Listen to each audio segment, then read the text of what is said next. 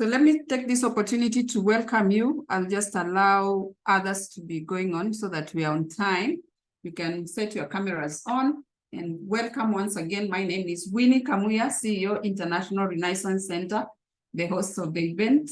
And today we are glad we have some experts in a field whereby we are all anxious. And I guess we are all anxious. If you're not, then I would be wondering how comes you are not anxious about the times we are living.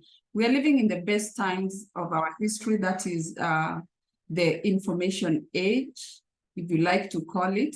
And since 2020, it's been fast moving for us, for some of us. But you know what? There are people here today who are going to be helping us to navigate. I wanted to take this opportunity to welcome you to this session. I have my pen ready to learn. And since I'm a trainer, I know that all of you are here to learn. I know with the speakers we have today, the speakers we are hosting, they are experts in their fields. And I'm sure they are going to raise our awareness to levels that we've never had before. And I'm glad that you've taken time out of your busy schedule to be here. At International Renaissance Center, what we do is we bring people together so that they might learn and so that they can be able to take organizations to a greater heights. And this time, being the information age, we realize that cybersecurity is something that we all need to be aware. How do we protect our organizations? Maybe I've got one idea, but today's session, I'm sure it will sharpen us in ways that we have not been able to know. We are talking about artificial intelligence. I'm actually excited about this. And I'm sure and I'm hoping that you're going to be excited as well. There's so much to learn. I'm still learning. I'm like a beginner. I don't know about you, but you know what? We can all benefit from this. And that's why I want to welcome you to today's session. And we're going to be having experts who will take us through. But before we do that, I've got a team that has been behind and supporting to ensure that this happens. And I want to welcome Mr. Simon Uchisia, who's going to be speaking and introducing the guests that are going to be part of the team that is making this possible. Mr. Uchisia, please. The floor, the stage is yours.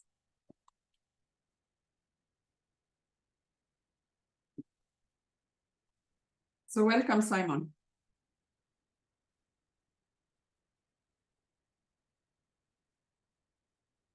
Welcome, Simon. Your mic is not on or something. Is Simon here? Hello, hello. Yes, we can hear you now. Thank you very much, Winnie, for having invited me at least so that I'm hearing a lot of mic. Yeah, you have a lot of echo on your side. How is it now? Still echo? I think, okay, let's see. I think Is you it have because of using two gadgets. Yeah, that's what I want to mute you on the second. You're muting one. Okay, just mute one because there are two, and maybe that's why we have that echo. Is it clear now? Not yet. Not yet. Just continue, Winnie, as I try to. Okay, while you're trying to do this, I want to ask, I think I'll just go ahead and ask, Anwar, are you able to speak, or are we going to allow your deputy to speak?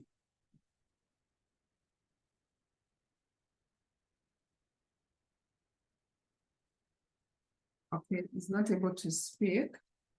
Let's see. How is it now? It still has, okay. Just go ahead. How is it now? The echo is going and coming. Just go ahead and speak. Is the echo still on? No. Now it's clear. Yeah. Okay. Thank you very much for giving me this opportunity. For those who don't know me, my name is Simon Uchisia. Uchisia is an ex-GSU commando. I used to be in the GSU before, and I left in the 90s. And I've been in the security industry for the last 33 years. And I'm glad that we are able to have this function today. I'm also the admin and founder member for Cybersecurity group in Kenya. And we've been planning for this for quite some time. And I'm glad that we are able to launch this today. And I know we are going to have several other kind of webinars and physical trainings where cybersecurity is concerned. I know most of you are wondering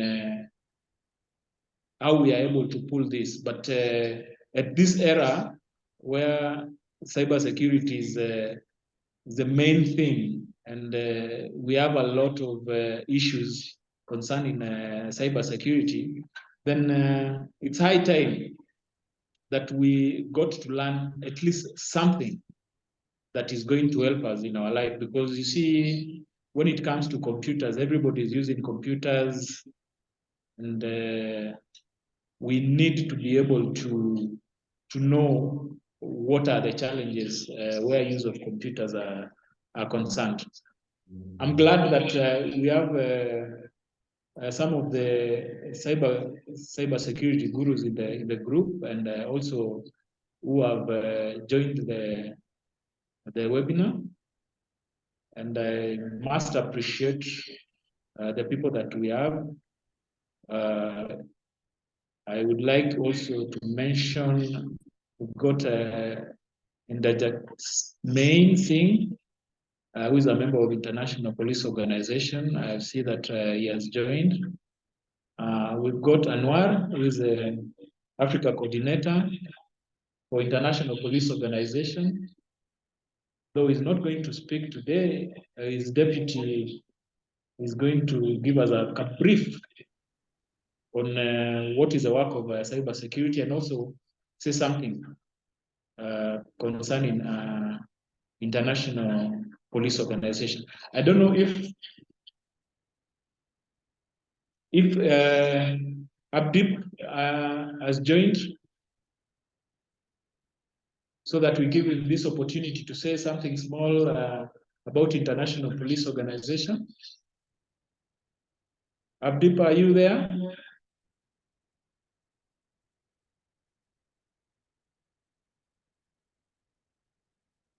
Okay, there's no problem. We'll just continue, and then once he's on, he comes back, then I will give him the opportunity to give a brief introduction, and also say something on behalf of International Police Organization, which is also a sponsor for this session. So I think we can continue. I give you the opportunity to go ahead.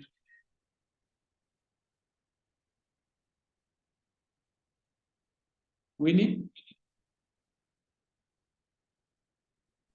Yeah, I think I'll proceed, and maybe we can proceed to start our session with the first speaker. You can always let me. Oh, okay. I've seen. He was in, but he didn't have a name. Maybe let him join again. Let me just invite him again. I think he was in, but I didn't have a name. So I just removed without name. But he's going to join us. Once he joins us, then we can have him speak. But in the meantime, I want us to go straight to start our session. And we shall be starting with our first speaker. And that is Joan. Joan, are you in before we start? Joan? Yes, I am in, Winnie. Yes, finally, Joan is here, and Joan is going to take us through one of the sessions that I'm hoping that we are all going to enjoy listening and learning from her. She has a lot of wisdom. And I'll just give a short brief about Joan. And I'm that, Joan, you have accepted to come. Thank you so much. And thank you so much for coming on board to challenge us so that we can think beyond where we are right now. And I must say that it is even great, like having you in this session as a lady, especially with IT, because most of the times, sometimes we hear we need to get other people to do this for us. We have not seen ourselves here, but this is a good opportunity for us to actually see that it is possible and that technology is here to help all of us, and that we should not look down upon what we are about to learn. So let me just share a little bit about Joan. And I hope that as you listen to her, you can take some notes and you can be able to learn. Oh my goodness.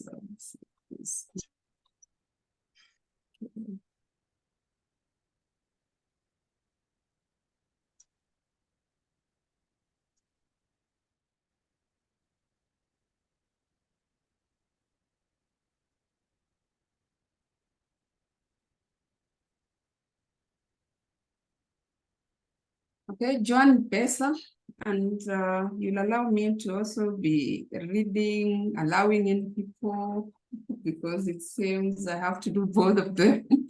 I've been unable to get somebody to co-host with me. So just allow that for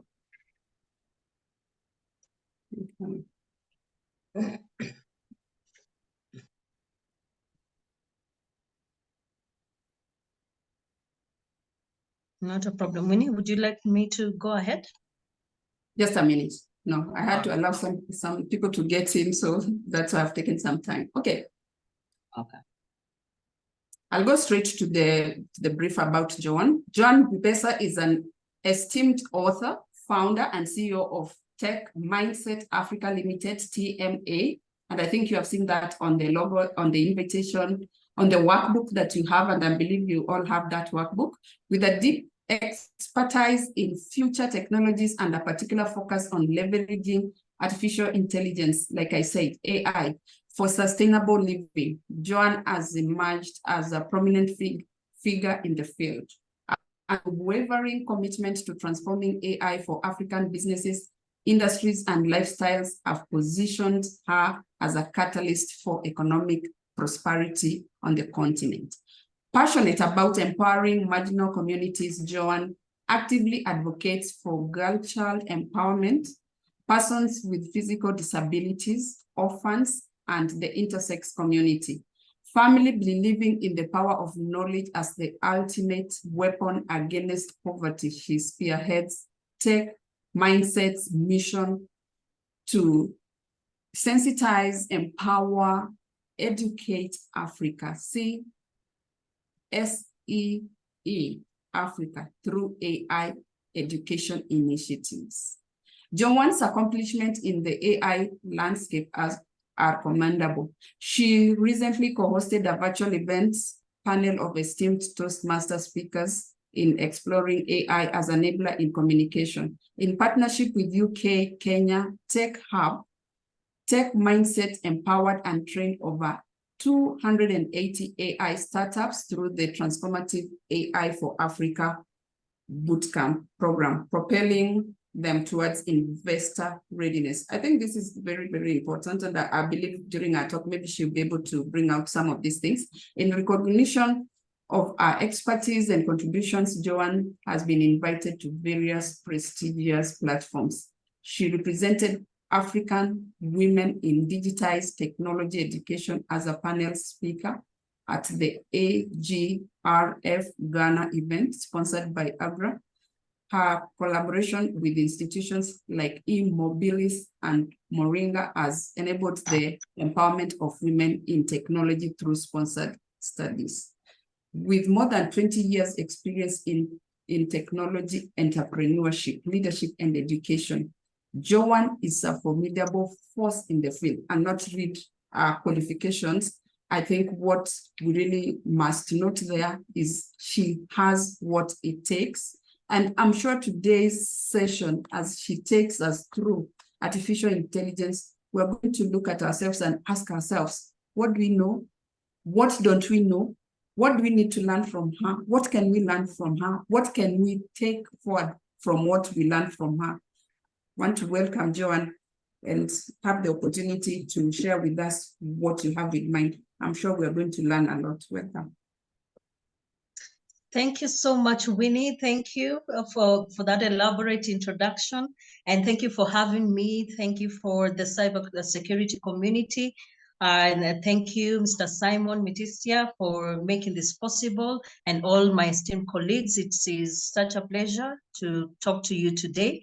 And one thing, if anything, I'd like to share with you and the audience at large is that my purpose, for example, in this particular time and moment is to endeavor and inspire Africa to embrace artificial intelligence and put it as part of, its daily endeavors, daily lives.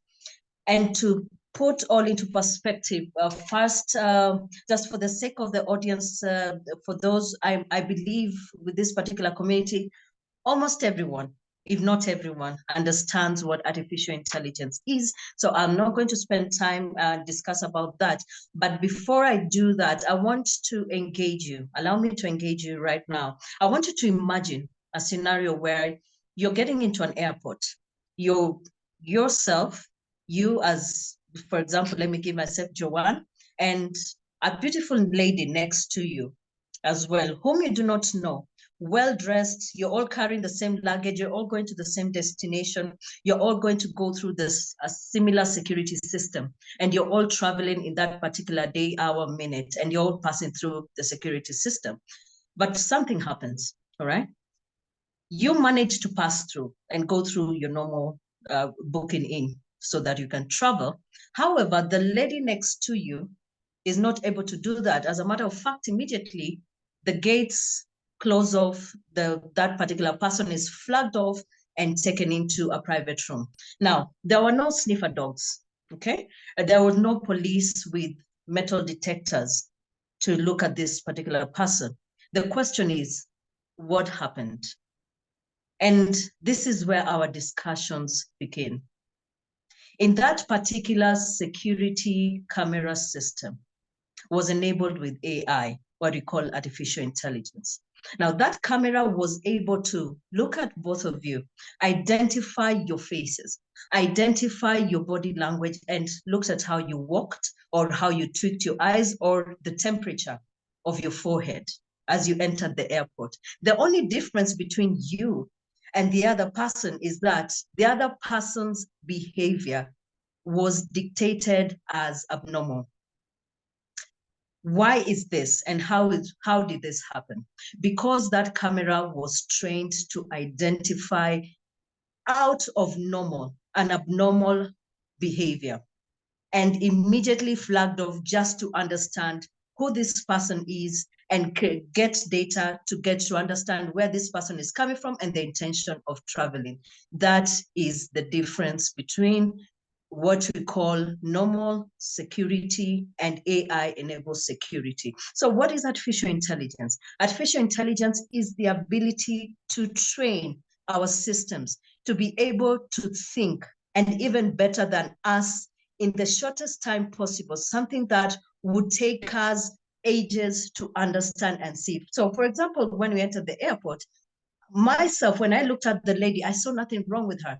She was smartly dressed, she looked professional, she carried her luggage well, but the systems were able to identify something that is different. Why? Because there was one historical data of how a normal person behaves, but there's also historical data of how suspicious people behave. And that is how that person was able to be identified and flagged off. And this is what we call the world of artificial intelligence. The question today we want to ask ourselves, as much as we are into cybersecurity, physical security, artificial intelligence is in the mainstream. Artificial intelligence is not a technology that is independent, whereby you see it as a PC, or you see it as the internet, or you see it as a device in front of you. No, artificial intelligence is a technology that is being immersed and is going to become fluid as part of what you do. As a matter of fact, in the next 5 years, you will not get to know if you have artificial intelligence or not, because most of the things that we do, most of the systems, how we automate and how we continue working is going to be embedded by AI. The unfortunate thing is, if we do not understand it now, if we do not start adopting artificial intelligence into our own workings, into our own daily lives, then unfortunately we are not able to do business. We are not able to, work online. We're not able to, economically survive. And that's the truth of the fact. So the fact that we are all here, this is a great opportunity to understand this particular endeavor. But all said, we are seeing artificial intelligence evolving. And I'm sure most of us are asking, what are the areas, in any case, if you've not interacted with, what are the areas that artificial intelligence is going to evolve in? One of the areas that I'll talk about, not only what I mentioned, cybersecurity, but also artificial intelligence is going to be adopted in various industries, diverse industries. It's not going to be only in a technological industry. It will be implemented in, for example, industries like healthcare, where normal diagnosis, where you go to a doctor and you're checked what is happening through your pulse, your temperature. AI will be able to automate that through history and accurately dictate the diseases or symptoms of certain diseases. But also, secondly, AI is going to be implemented in agriculture. What is Africa known for? And I know we are a diverse people in this particular audience, but agriculture is known for Africa. And Africa needs to understand AI in agriculture. How do we secure food in the future and make sure that our crop management are as efficient as possible and food wastage is as minimal as possible? The solution is artificial intelligence. Other industries you're talking about are finance and banking. Other industries you're talking about are education, to say the least. And the question is, some people are getting worried that we're getting replaced, especially by the emergence of ChatGPT, where it's doing manual jobs that we used to do, writing emails, communicating, doing a proposal, a business plan. Now, possibly that is true. And people keep on asking, should I be worried that it would replace me? This is the news flash that is there. Possibly it would replace you. But the thing is, it's what I'm 100% sure that the people who use AI are going to replace you. Okay? And why am I saying this? If today you use, for example, if today you're a nurse or you are a doctor, that's okay. You might pass through today and next year. Okay? But in the next 2 years or so, if you're a doctor who cannot sit on a board or management and make decisions to implement or make decisions on implementing AI in the hospital, you become irrelevant. And that is the direction that we are going. We got to understand how to work with AI. We got to understand how to use AI to do our work and engage in communication, do business and enhance our departments, etc. So if you're wondering if AI will replace you, no, the people who use AI are going to replace you. And that is a fact. Thank me later. And then another thing is, AI is a powerful tool, okay? And what do I mean by this? So for example, today we're talking about, let me talk about something that is relevant, cybersecurity. We have all these attacks, and I know about the attacks by the government, etc. And I know we are at the infancy stage of implementing AI. But if machines were trained to understand and learn about the worst cyber attackers and become even better cyber attackers, then AI is able to mitigate and even become better than the best cyber attacks. and mitigate cyber attacks that are happening today. That is something that is evolving, and it's okay. We are learning. The recent blackout that we had was something that affected massively our country. But if we had a detection of if that was going to happen 24 hours before it happened, there's so many things that would have been managed. And that is why I keep on insisting AI is a powerful tool. You don't have to understand it from a technological perspective. You don't have to understand coding. You don't have to understand background. It's like accessing the internet or going to a certain website. You know how to put the URL, for example, of irc.org or techmindsetafrica.org or Coca-Cola.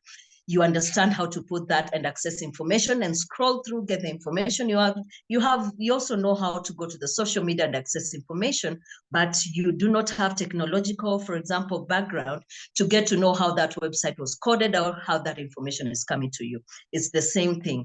AI is going to be part of us, and if you have to understand it, just understand it, how it's going to affect you in your domain expertise, and everything else is going to come to you. And another thing I want also to bring to to play, and I know my colleagues are going to discuss this, the ethical implications of AI. Now, AI is possible because it gets information, it makes decisions from data. It reads from data, understands patterns, understands historical data, predict information, and make certain decisions for certain organizations, for certain industries, etc. But the thing is, there's a lot of data that is coming on. There's massive, what we call big data that is there today as a result of our mobile phones, as a result of information being asked by companies when we want to log in to a certain portal. We are given information everywhere, and there are ethical implications. And once again, Kenya, I don't know about the other countries, but I know Kenya has implemented a policy, though it is not stringently implemented into the country right now in terms of data protection, but I know we are advancing in that direction. But what I would advise all of us in what we're doing today is that before you give information, and I know there are a lot of companies asking for information, before you give information, know and understand, even if it's in small print, understand what that organization or company, why are they asking you for that information? Whether they're giving you money or they're promising. In fact, the better the deal, the more suspicious you should be of that particular company. And please remember this, and I hope if anything I talk about today, if you don't take anything, take away this, that the internet will never forget. Your children's children will always find the information that has been put on the internet. And you might have received a small token, but if someone used your face, your data, your details to talk about something that is bad about you, remember it's your fault, because you're in this particular forum and this information is available. But I will let my colleagues elaborate more about that. But whatever you do, just be careful who you give your information to, and think about the future of not only yourself and the next generations. But all said and done, my key takeaways for artificial intelligence will be 3 things, and I call it the UTI system. Upskill yourself. Upskill whatever domain you are in. You could be in agriculture, you could be in cyber, you could be in physical security. Remember, AI can be implemented physically, it can be implemented virtually, it can be implemented digitally. Get to understand AI in your domain field. And I'm glad that we are working with IRC, because IRC is going to make this possible to you in the coming few days.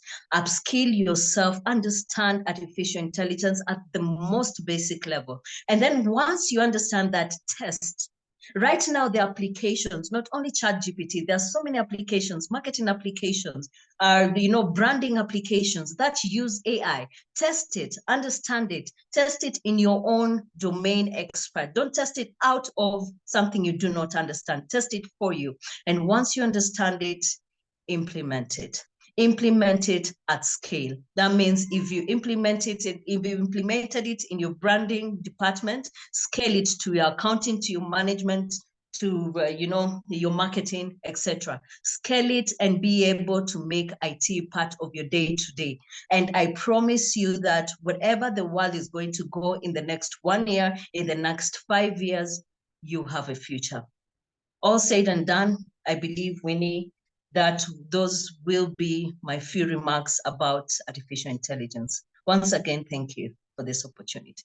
Thank you, Joanne, so much for sharing that. That's very powerful. I think if we have taken anything away from here, it's knowing that AI can be a powerful tool, and we need to get more information on how we can make good use of it. And if you listen to her, she has said we can use it in all the fields where we are.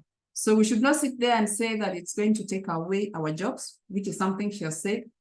It is going to take away your jobs, if I heard clearly, if you allow others who are using it to do what they're supposed to be doing while you are watching and saying, this thing is taking away my job. It will actually take away your job. Thank you, Joanne. And I think I'm glad that you've shared and you have shown us that indeed it is upon us to make sure that we accept and see what is it that we need to know more about. What is it that we don't know? Because I guess a lot of us here, maybe we don't know, or maybe we know we have heard, but based on what you have shared, that is giving us some hints that we need maybe to learn more, or maybe to become more aware. You gave us a very good example of the airport. We were asking, what about if I'm in agriculture? Will it apply to me? Maybe that's something that you can also share a bit before I call the next speaker.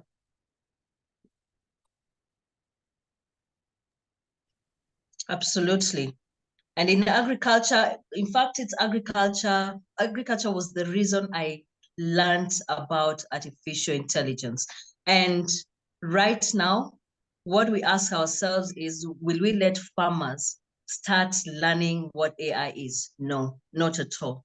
But our challenge today as Africa is, how do we get to understand how to grow a cash crop that is mostly suited to your type of soil, with the right nutrients at the right time, with the right climate, and with a market-ready, a market-ready platform or a market-ready community.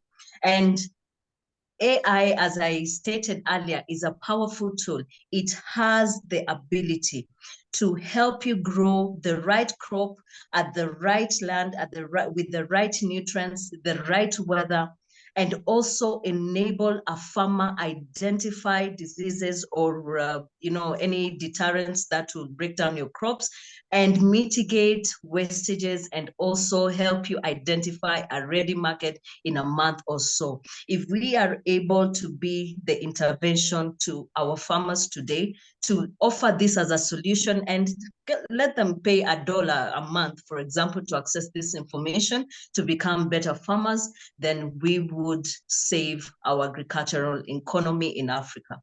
I hope that makes sense, Winnie. Yeah, it does. And I think we are just sitting here and saying that here is my phone and I don't know how to use it. And they're saying this phone is already a gadget, is a tool that I can use. And I think that basic example really helps us to start thinking differently so that we can start asking the necessary questions like, indeed, this technology is here. How can I tap into it and still earn in it? Because we don't want to sit here and say that I'm going to go and graduate in a university study, but I don't know what I'm going to do. Here is technology and we can actually take advantage. I'm sure we'll have more questions at the end. We want to jump to the next speaker. And thank you so much, Joe. Thank you. If you have not learned, I don't know what you're doing here, but I'm going to ask you again. Make sure that you are listening and maybe keeping your questions ready so that you can ask at the end of the session, because each of the speaker has got some wisdom. And I think that is the wisdom we are seeking, and that is why we are here today. So in our next session, we're going to be listening to somebody who's going to talk about, and I think this Joanne has mentioned a bit, security. But in this is the security we are most familiar with. And it is the security that has to do ourselves and around us. And we know this is what we have always known. But maybe there's something that we didn't know. And now that things are changing, what is changing? How are these things now coming together? That the world is becoming an information age. What is changing? What is becoming new? I think the next person who's going to be speaking is Tom Kipiergon, and he's a reverend, and he's going to be talking about security, and that is physical and security risk management. How does this now come security that we are talking about with artificial intelligence, with cybersecurity? Where does this physical security that we have always known about, where does it fit in? How do we take measures to ensure that we secure ourselves so that we are not in danger? Reverend Tom is a board-certified protection professional with over 20 years extensive management and leadership experience in corporate safety and security management, cutting across different industries within government, hospitality, global logistics and transport, aviation, manufacturing, agricultural sector, and consultancy management. He was named the 2020 OSPA finalist in the category of House Security Management Stroke Director in Kenya. Tom has extensive experience in security risk management. So if you're thinking about security and you're worried about we are in the right place, we have the right person to guide us so that now we can become security conscious. Now that we are aware everything around us is about risk, everything around us, there's an element of security we need to be aware of. So he has workplace safety and public management, design of physical protection system, the PPS, workplace violence prevention and mitigation, business continuity planning, enterprise, security risk management, oh my God, the list goes on and on. Implementation of CPTED, and maybe he'll talk more about that, principles, investigation, and case management, among other competencies. He is the ASIS International Assistant Regional Vice President, ARVA, for East and Southern Africa. Tom is a member of AISI, Sub-Saharan African Founder.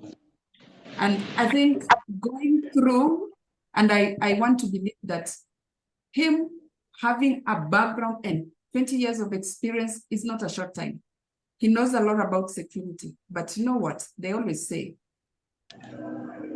you might say that you know something, but the person who has gone through it might understand it better. From his experience, I think we can learn a lot more. I want to welcome you, Tom.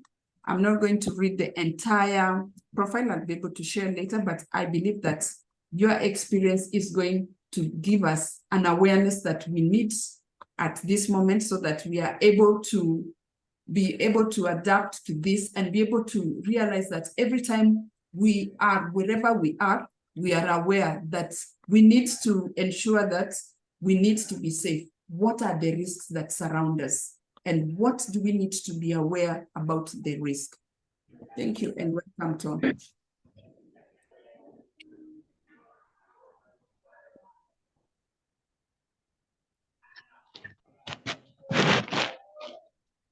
Thank you so much, Winnie.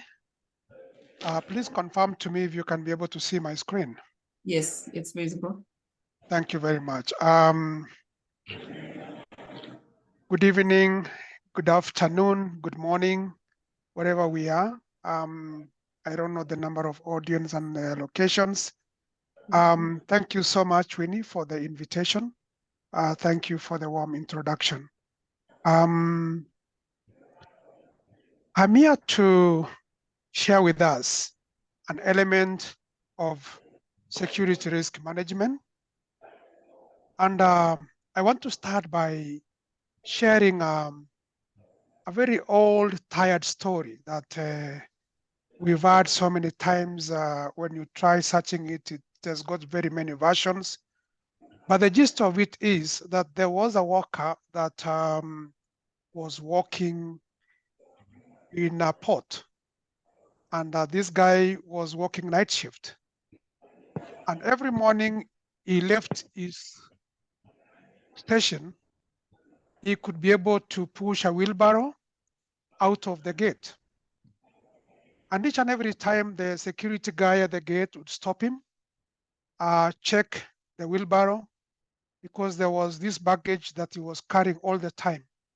And the security person all the time was suspicious about this old man. And when he checked the baggage, each and every time he could confirm that really there was nothing of value. It was just some sawdust. And when he inquired why he was carrying sawdust every day, the old man replied that he was living in a very cold place and he needed to keep himself warm so that then he can be ready to come back again on duty in the evening.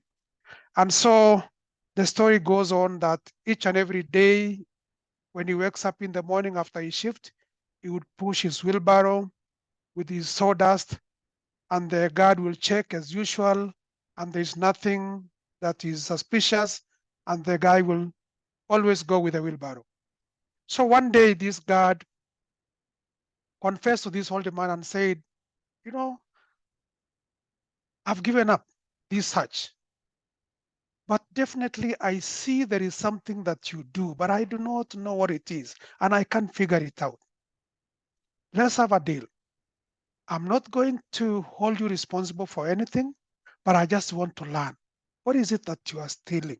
What is it that you are doing every day? And the old man said that every day that he left his workstation, he would go with a new wheelbarrow. So every day this old man was stealing a new wheelbarrow. Now, physical security management is about measures taken to protect an organizational asset. And these assets in an organization would include people, property that would be tangible, and at times some assets are intangible, like information. And it would be, these measures are supposed to protect them against physical threats. Physical threats may range from theft, like that of the wheelbarrow, vandalism, natural disasters, sabotage, terrorist attacks, cyber attacks, like the one that we had recently in this country, and other malicious acts, just like the blackout that took place in this country. It could be an act of malice. So a physical security strategy is very important in any organization, because this is a component that will provide knowledge and tools necessary to be able to manage security risks that have been identified against particular assets within the organization.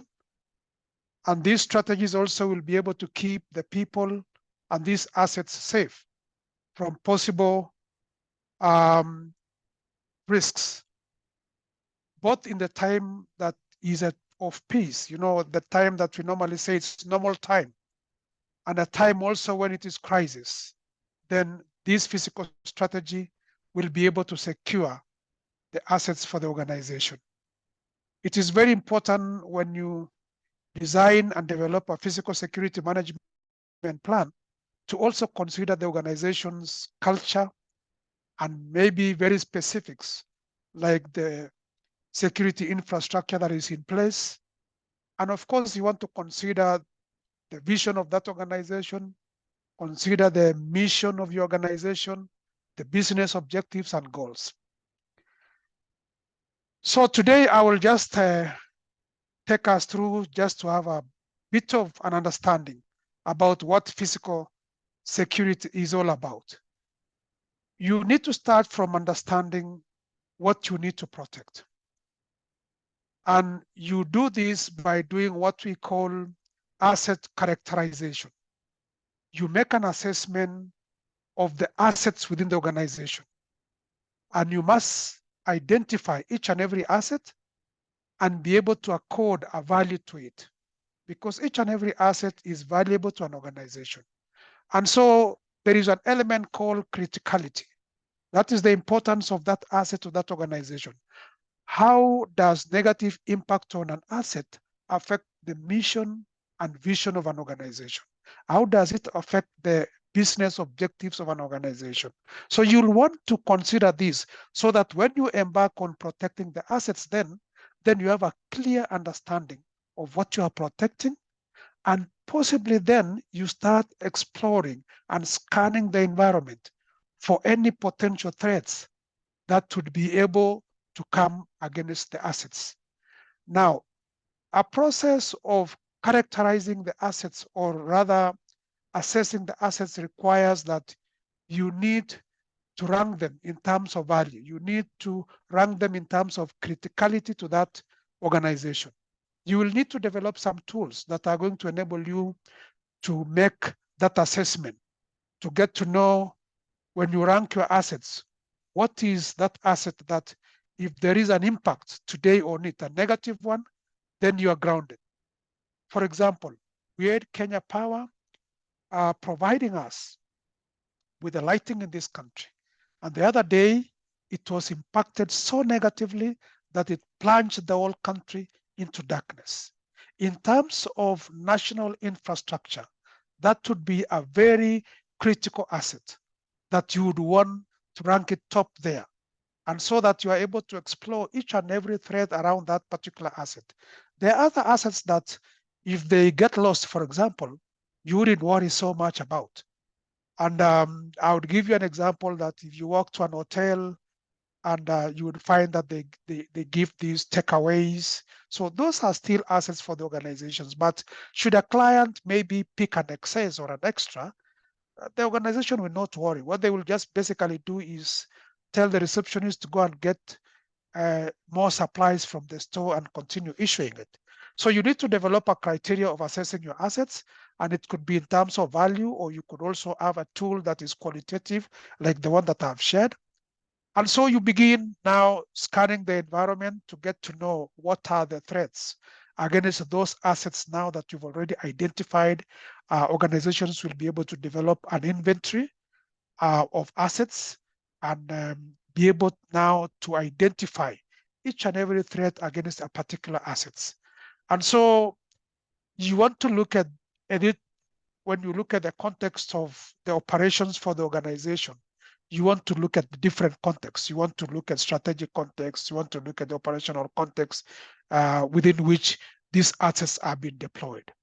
And it is very important to develop then an intelligence system so that as a security professional, you are able to get information about threats against what assets in that organization, so that each and every threat is contextualized and you are not just dealing with something that is amorphous.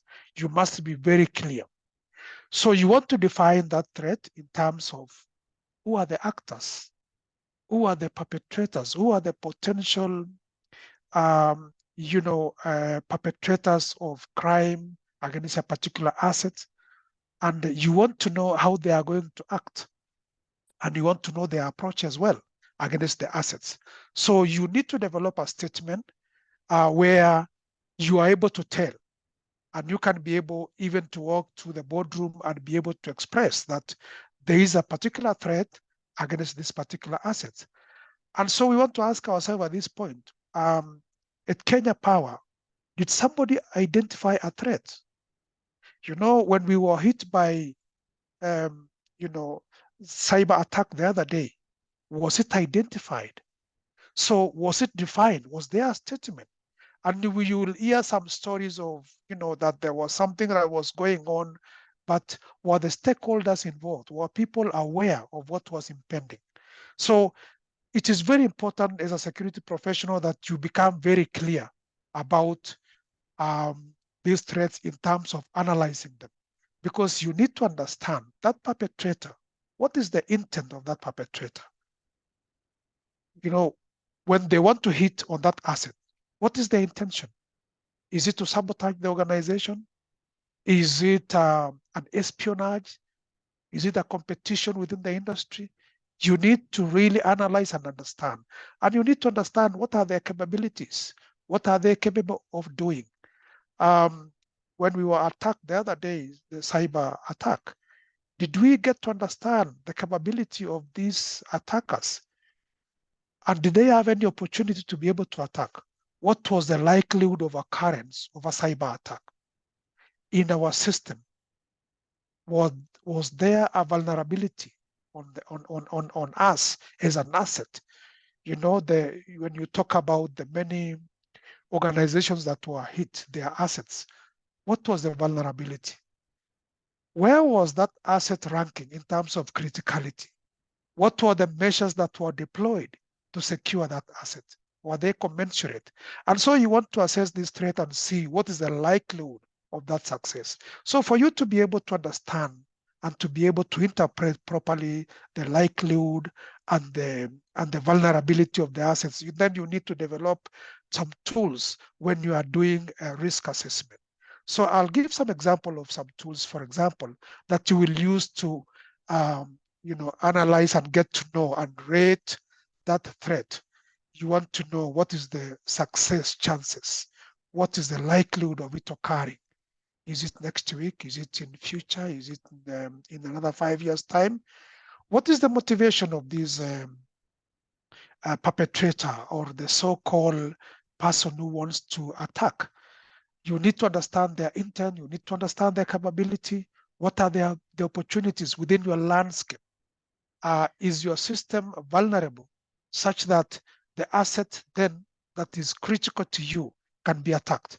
So you need to develop some tools so that then you are able to measure, like, for example, the likelihood. And tools can be qualitative or they can be quantitative.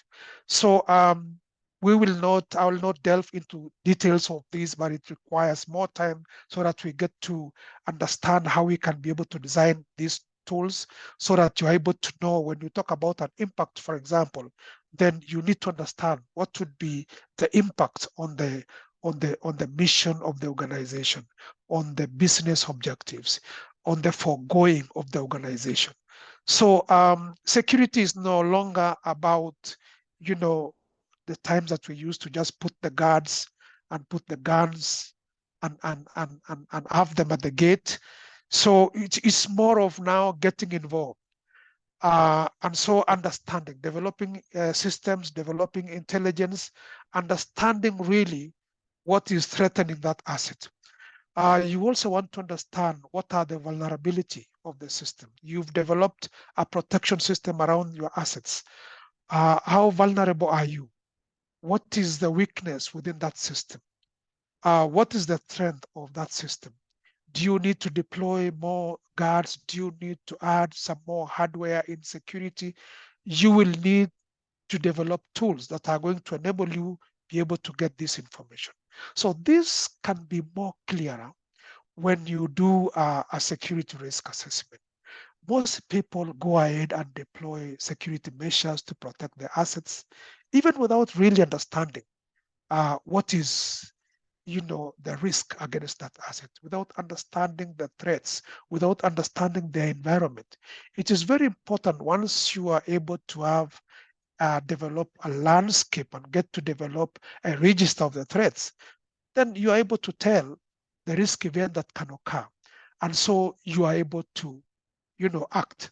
You are able to see from the bird's eye view what may happen in terms of the risk outcome against that criticality, that asset that is very critical to you. What is the likelihood of success of that threat materializing to be a risk? So you need to analyze those security risks and also rate them and develop even a register and even go ahead and evaluate them and talk about in terms of priority, what do you want to deal with? What is the immediate thing that you want to address right now? If you went to the boardroom and you've got a very lean budget, what would be the priority of the three things that you want to deal with in terms of risks against the assets in your organizations. So for you, it is very important that as you deploy and recommend security mitigation or measures, then you need to understand. And it's not a guesswork. You must develop tools, you must develop programs that are going to give you information, analyze this information, and arrive at almost a certain conclusion on the status of a risk. So once you've done the risk assessment, then you would be able to look at different scenarios in terms of the risk mapping, get to know, rank those risks in terms of the highest risk to the lowest risk in terms of the impact. You understand and you have evaluated different scenarios, focusing on your environment and on the assets. That will give you an opportunity then to deploy countermeasures and now be able to come to that point where you are saying, then how do I ensure that I curtail this risk so that it does not impact negatively on my asset, so that it does not impact negatively on the mission and the vision of the organization, the business goals and objectives that have been set. So when we talk about Kenya Power, today they will be talking about losses in billions. We are talking about the sectors that were affected by power in losses in billions. Could we have seen this before it occurred? When we were hit by cyber attack the other day, could we have seen it before it occurred? So this is what we are talking about.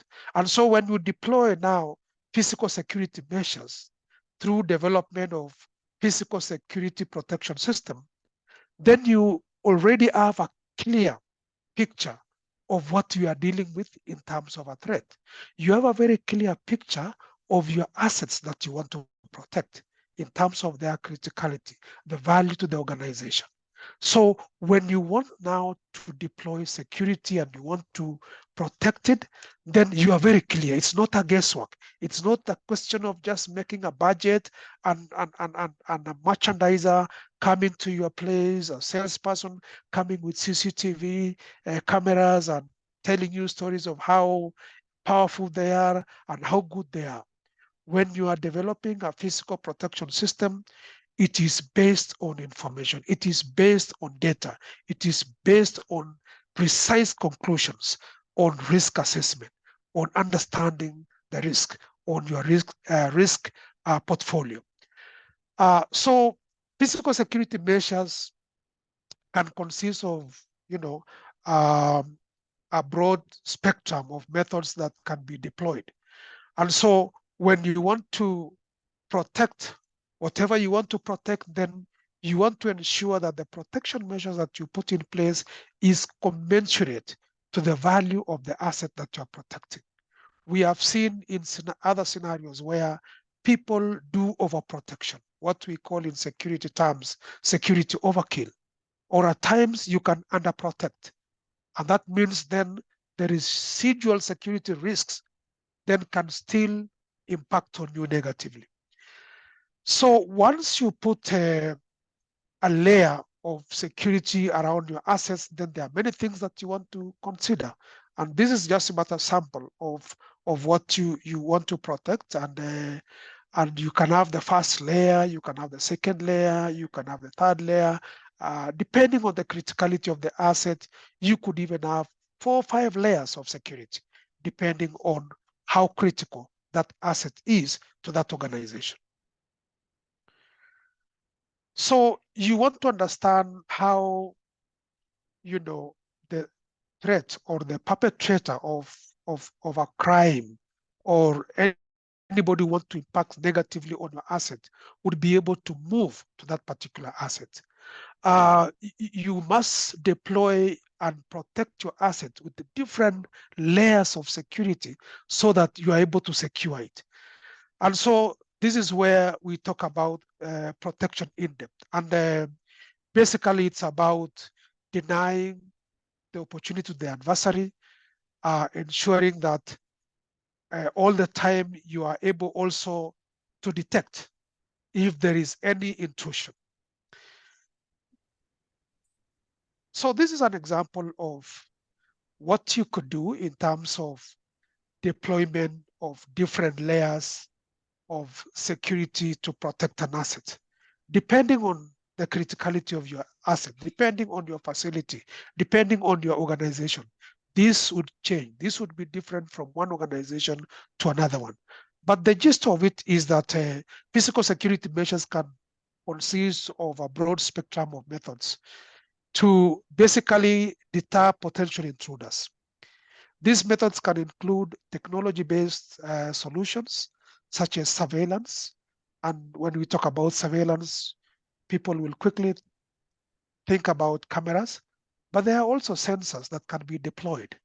And you also have the traditional security measures that we know of, guards and guns and gates, and also protective barriers or locks that are deployed all the time. And so it is important that once you understand your landscape of risks, then you do proper recommendation in terms of the layers that you want to deploy. And that is where physical security comes in. So it's up to you to decide what do you want to deploy in terms of cameras, for example. Nowadays, we have cameras that are AI, and those are very good cameras that can help you. But you must also have more understanding on how cameras operate. Otherwise, you will deploy a camera, but end up not really solving the problem. Within our city, Nairobi, there are hundreds of cameras, but believe you me, every corner there is pickpocketing, every corner there is an incident of security that is unresolved. So these PPS must be measured. You must measure it all the time and ensure that you develop tools to be able to ensure that you're able to check its performance, to ensure that the reason why you design it, it can still continue performing that function. Thank you, Tom. That's a lot. Are we going to digest all that? and last but not least, when you finally have everything in place, it's about the bottom line of an organization. You must ensure that you are able to safeguard that bottom line. There is the danger of going an overkill. And one thing that I want to surprise you today is that you cannot eliminate risk. If you want to eliminate risk, it is very expensive. So what we normally advise is that you ensure that you put your risk as low as reasonably practicable. That is the recommendation that we give all the time. Thank you. Wow, that's a lot. We now have to think and really be serious about thinking about security so that we don't think that it is not part of our job. It's actually going to be one of the things that we should ensure we do all the time. Security starts with us. And I think that's the lesson from all that. I'm sure there are some questions there. I've seen maybe people are asking more and more about security. Before we go to the next speaker, and we'll take the questions at the end of the session when all speakers have spoken. So if you have a question, just keep putting in the questions there. I would like to invite back Mr. Simon Uchisia so that he can invite somebody who was supposed to speak earlier. So Uchisia, please, welcome. Hi, once again, team, and thank you for guys who have got time to join us. And I want to take this opportunity to welcome one of our members, and also to acknowledge the questions which we have received from Chris Otieno. Thank you, that will be answered. We've also received some questions from EDRAG. What is the scalability of inside a cyber threat in an organization? In a cyber incident response situation, what action comes first in mitigation? We'll get to that because the sweetest part of this presentation, which is basically cybersecurity, is going to come up shortly. And I know most of you now have started to understand the key difference between physical security and cyber security.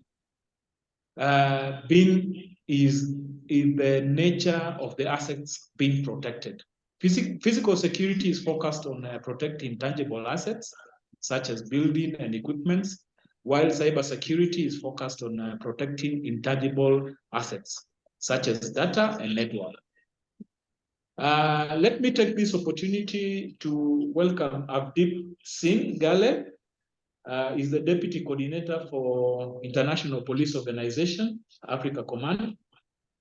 He's also a cybercrime analyst, and also is the Assistant General Manager for Fidelity Security. Welcome, Avdeep. Give us a brief on IPO, and also you introduce yourself. Thank you. Yes, good evening, everyone. And Simon, thank you very, very much for the introduction. So allow me to introduce myself. My name is Avdeep Singh Gale.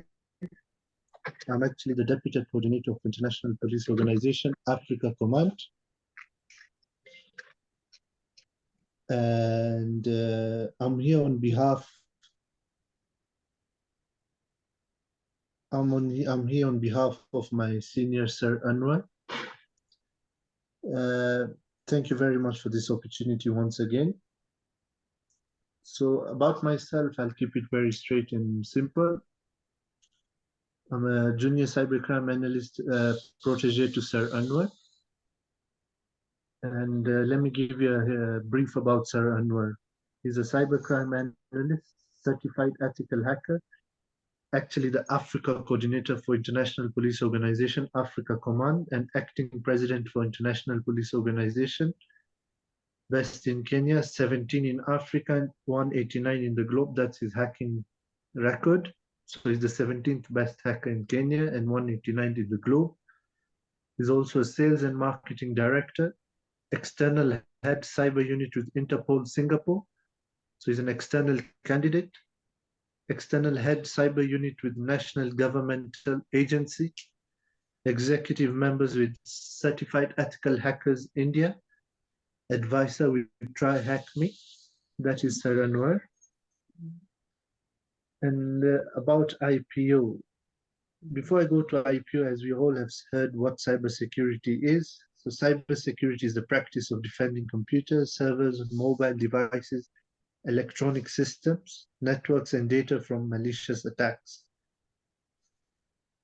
It's also known as information technology, security, or electronic information security. The term applies in a variety of contexts, from business to mobile computing, and can be divided into a few common categories: network security, application security, information security, operational security. Yes, so I think more will be added on by other members. And let me tell you what IPO is. The International Police Organization is a multinational professional, non-profit and non-governmental organization, NGO in special consultative status with United Nations, ECOSOC, since 2022. That through education and scientific work aims to create theoretical and practical tools to serve as a bridge between the community and law enforcement by bringing together professional, civilian, and security structures to contribute together for a safer community and a safer tomorrow. The International Police Organization, IPO, is an NGO with national international membership that does not pursue economic activities for profit goals, cooperates with national and international state institutions to achieve its objectives and goals, but is independent of public administration, state institutions, political or religious, whether these be native or foreign. Membership in IPO is open to all those who meet the criteria according to the respective categories and who adapt the IPO program regardless of race, gender, color, religion, and political ideas. So that's what IPO is about. Thank you very much, Mr. Simon, and thank you to the rest of the team. Thank you. Thanks so much, Avdeep, and that was a good brief. I don't want to take much time. Willie, Please proceed. Thanks. Thank you. That is so nice, and thank you so much, Abdi. That name is a bit hard, but thank you so much for giving us, giving us a bit of brief about IPO. I guess that we now understand and know where it exists and around the world. And we know that what it is doing is going to serve all of us. And like you said, we didn't know much about like cybercrime, neither do we know. And I think this is an exciting moment because our next speakers will be taking us through that so that we get a clear understanding of what cybersecurity is or what we need to know about that. And when we are looking at such things that sometimes we have taken for granted, and maybe that is what we think that we know, maybe one of the things that is good that is going to happen now is that we are going to have an awareness that actually we didn't know. And there's so much we didn't know. Based on what we have just learned from the physical security, I guess there are so many things that we take for granted and we assume that we know, and we actually don't know. So we shall be jumping on to the next topic on cybersecurity. On this topic, we have two speakers, and they're going to be sharing a lot about security issues on cyber. And maybe this is where we want to begin to ask the question, where does physical security integrate or meet with cyber security? And maybe some of the questions we'd like to even ask or find out from the speakers that are coming. And I would love for the first speaker who will be speaking, Mr. Roy, to maybe even tell us how he got himself into this scenario of cyber security.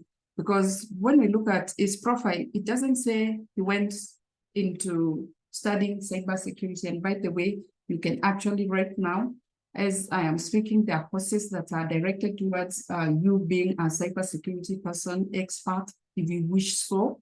It's not like before, maybe we were not aware about this, and maybe now we are aware.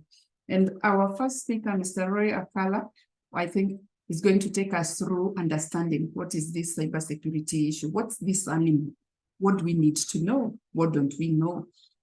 And a brief about him. Mr. Roy is a well-seasoned professional with 20 years experience in banking, financial services sectors in key areas around information system processes, operations and IT audits, compliance and information risk management, AML and CFT, shared services and business operations. Like I said, you can see it's coming from a different environment, if you want to say so. And here he is in the cybersecurity field. What happened that he changed to become now in cybersecurity or to become an expert in that field? Well, he has a lot of experience, and you can see like from the 20 years, there's something certainly he learned that maybe moved from the banking to the financial sector. And that is what we also going to move from where we are to be able to secure ourselves. What do we need to know? What don't we know? And I want to welcome you, Mr. Roy, so that you can come and make the presentation so that we can maybe learn one or several things about cybersecurity. Most welcome. Okay, thank you, Winnie, for those remarks, which indeed I feel blessed. I feel honored for. So thank you. I'll talk about just briefly 30 seconds about myself, talking about cybersecurity, and I guess maybe just place context why cybersecurity. So I think you've rightfully talked about my profile, having worked in the banking services for actually financial services for most of my working life, being in primarily information systems audit. So that's where cybersecurity comes through. I've been in the information systems audit, having worked as an operations auditor, for most of my working life in the financial services. Primarily on the control side, I have a passion for controls. So when we talk about the money laundering, CFT, combating financing of terrorism, that's what it means. E-commerce, BCP, BCM and DR planning, compliance, operations and information risk management. That's where the cyber risk and all these other control issues converge. So that is basically me. In terms of certification, I'm a certified information systems auditor, certified information security manager, and a chartered risk analyst. I have a passion for training, so that's where I also come in. Currently a corporate consultant in enterprise risk, the Wangi and Kamara Associates. I do training. I love sharing knowledge. Currently, Tromen Solutions, that's Dubai, Institute of Internal Auditors, ISPAC Kenya, Information Systems Audit Kenya Chapter, and KCA University. So I'm a member of those professional bodies, the IIA, Global Academy of Financial Managers, ISACA Kenya, and I have a passion for ISACA Kenya, platinum status, that is a member for more than 20 years. And I'm actually the past president of ISACA Kenya chapter 2010-2012. So as I sit or as I present, I'm also happy to mention that to the participants, I'm glad to interact with you online and virtually as we talk about this subject on cybersecurity. Now, what I prefer doing is to give us disclaimer. So whatever examples that are shared or references made to vendors is for purposes of illustration. So whether it's any country or any individual, if there's any similarity, that will be treated purely as a coincidence.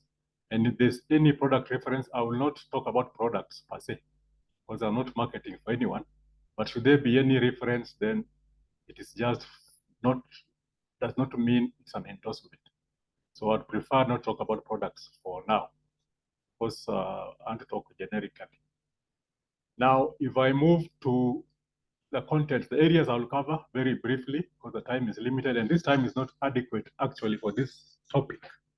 I want us to understand what cybercrime is, talk about what information security is, cybersecurity is, network security, what are the basic principles, the areas in terms of awareness, what are the type of the common threats, want to understand what is a cyber attack, the stages of a targeted intrusion, and the targets, and then finish off with mitigation, probably cover protecting personal information and cybercrime prevention at work. So when we talk about cybercrime basically it refers to a criminal conduct committed with the aid of a computer or other electronic equipment. And there's examples that come in hand, either stolen credit cards, hacking into a government website, someone has just mentioned that, or taking over controls of critical operations infrastructure, things like utility plants, energy, industrial installations, air traffic control, and national payments. So I guess in one way or the other, we've gone through or heard or read about some of these events that have taken place in the recent past. When you talk about now information security, network security, and cybersecurity, just to clarify, information security basically would refer to processes and methodologies which are designed and implemented to protect print. And you see the word print is in bold. Print, electronic, and any other form of confidential information. So when we talk about print and information and data, this is significant as it falls under information security. So when we talk about information security, we're actually talking about the process and methodology to protect print and information and data. So when we make reference to cybersecurity. Cybersecurity is then a subset of information security, which deals with now security of data at storage and transit. So cybersecurity basically means or refers to the measures taken to keep the electronic information private and safe. And arising from that, we then now establish what is network security. So network security is now a subset of cybersecurity, which is concerned about protecting the IT infrastructure of an organization, and it restricts access to it. So I hope we are now seeing how these three terminologies tie in this particular context: information security, cybersecurity, and network security. Now, what are the principles of cybersecurity? The basic principles. First rule, don't assume anything is secure. Okay, don't assume anything is secure. People tend, or organizations or entities tend to assume that it cannot happen to them, it happens to others. We've seen that happening locally. Second, don't assume that the organization will not be targeted. Because the other day we had a cyber attack, and almost the payment systems were brought to a standstill. And third, realize that modern systems have so many moving parts, so that you cannot really address this cyber threat on your own. So partnerships are essential. And you get to understand that cyber attack, this is now the new normal. Many of the, one amongst many of the new normals that we're going to live with. And it essentially means technology and organizations will have to be perpetually on a state of vigilance. Okay. Now, when you talk about, I want to look at the threats in Africa, and I did not want to be any industry specific. I wanted just to embrace everyone in this picture. We look about talking about the top threats in Africa from what I've just researched. One of which is espionage. Espionage affects many countries. And I talk about a malware, Pegasus, that in the recent past has been mentioned to have affected 11 African countries. That is just what we've read, not probably what we know. And it's a software that essentially is state-sponsored. Most of the instances it is state-sponsored, targeted against what they will call adversaries. So it has been misused or not used well in the recent past. There's then what we call the critical infrastructure sabotage. Now we have what we call the Stuxnet worm. For those of us, or those of you who are in security, you must have heard of an event that happened in the Middle East some years back, when one of the nation's nuclear programs were taken over by programs. The nation's nuclear facilities were taken over by programs, which, even though the facilities were not connected to the external network, they realized, or it was the International Atomic Energy realized some abnormal behavior of the nuclear centrifugal machines. So that was an example of an attack on critical infrastructure, and it could be sabotage. Nobody was able to tell whatever it was. I don't want also to go into the details, but it's a risk that can affect even a country and many countries in this part of the world. Whatever failures we encounter in the infrastructure needs to be investigated and traced back to identify the root cause. We also have what we call, or there exists what is called the organized crime. In this organized crime, basically it involves compromising corporate emails. And in this case, a lot of unsuspecting businesses, governments, and organizations have been affected by this scam, where messages are sent through corporate mails purporting to have originated from authentic sources, which end up frustrating or sabotaging the activities of the organization. So that, again, is one of the threats we face in Africa. There's what is called combat innovation, and for those who are in the military, would understand this, or anybody who is an enthusiast in the military arena, where we're talking about innovations that, yes, are advantages, but again, they create vulnerabilities, where the machines like the drones have been used previously to execute damage or cause disturbances in many of the organizations or countries' infrastructure in various ways and means. The other threat, which is not necessarily cybersecurity related, but it's more of what we call the lagging government responses.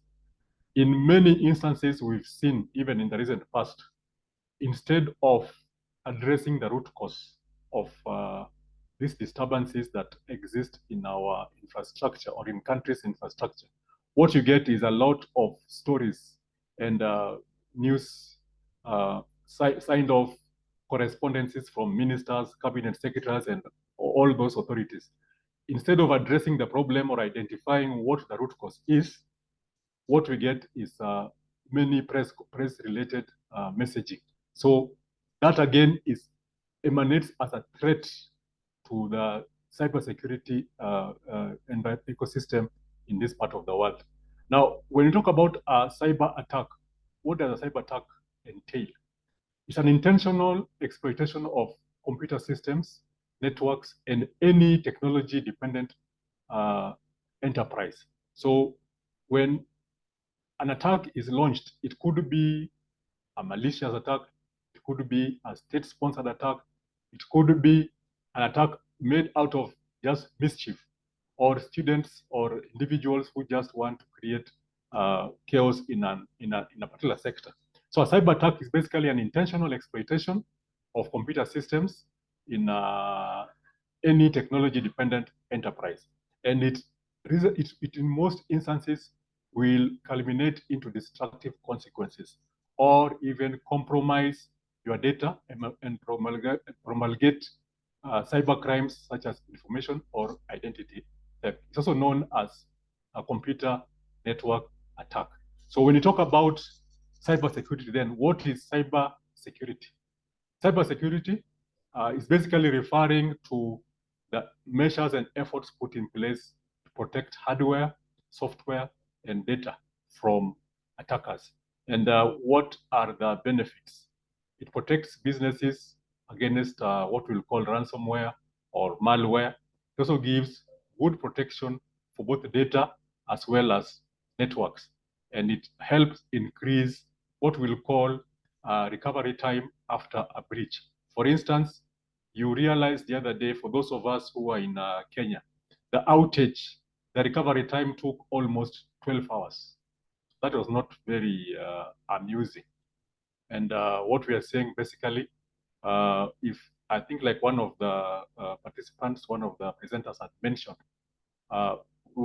was this incident known? Was it predictable? Whatever it is, the root cause was, what we are saying basically is that the recovery time was not suitable. So why is cybersecurity important? It is important because it helps protect what we call personally identifiable information. It helps protect sensitive data, and it helps protect information from theft. You've seen in the social media classified information that flies left, right, and center. All that is because the controls around cybersecurity are not robust. And how does cybersecurity work? It's basically, there are multiple layers of protection that spread across devices, computers, and networks. So basically, that helps you protect your control measures like passwords, networks, and digital or any physical data from intruders. Now, I just want to talk briefly about the stages of a targeted cyber attack or cyber intrusion. There's what we call the malicious software delivery and execution. So basically what happens here, the adversary would perform what we call reconnaissance on a selected target. and they would send a malicious email containing a hyperlink to our website, or a malicious content, or even could be an email that is, or an executable program, an app, or a document containing a malicious macro. So what happens is, therefore, as an individual who is not aware of what needs to be done, we usually, or users, get tempted to launch these applications. And when that is done, then the malicious application or malicious software then embeds itself into the organization's data and systems. Alternatively, the adversaries could use or compromise a legitimate website. You'd have a website that is legitimate, and a user innocently walks into that or browses that website. And if the controls are not robust, the adversary or that visit is usually would be referred to as a watering hole or a strategic web compromise. You remember a watering hole, the analogy of a watering hole for animals in the national parks. That is where the predators get hold of them. So in the context of cybersecurity, we have intrusions or the first attempt being done through what we call the malicious software execution. The second stage then now happens in what is called the network propagation. Here, the adversaries would use compromised credentials to then now propagate themselves literally or laterally throughout the enterprise network. And they access details such as the organizational hierarchy. They will look for usernames and what we call passphrases. They also would want to look for remote access credentials or any system data, including configuration details of the computers and networks. And the third stage now is what they call, or what is called, data exfiltration. This basically means, in a summary, consolidating the data that has been accessed by the adversary, compiling it and shifting it out of the enterprise network. Now, they will do that especially where there is no robust controls within the network, things like the multi-factor authentication or any other type of control measures that are required to have in the organization. They will also compromise your firewalls or any other settings in the devices in the organization so that they're able then now to move away with this data.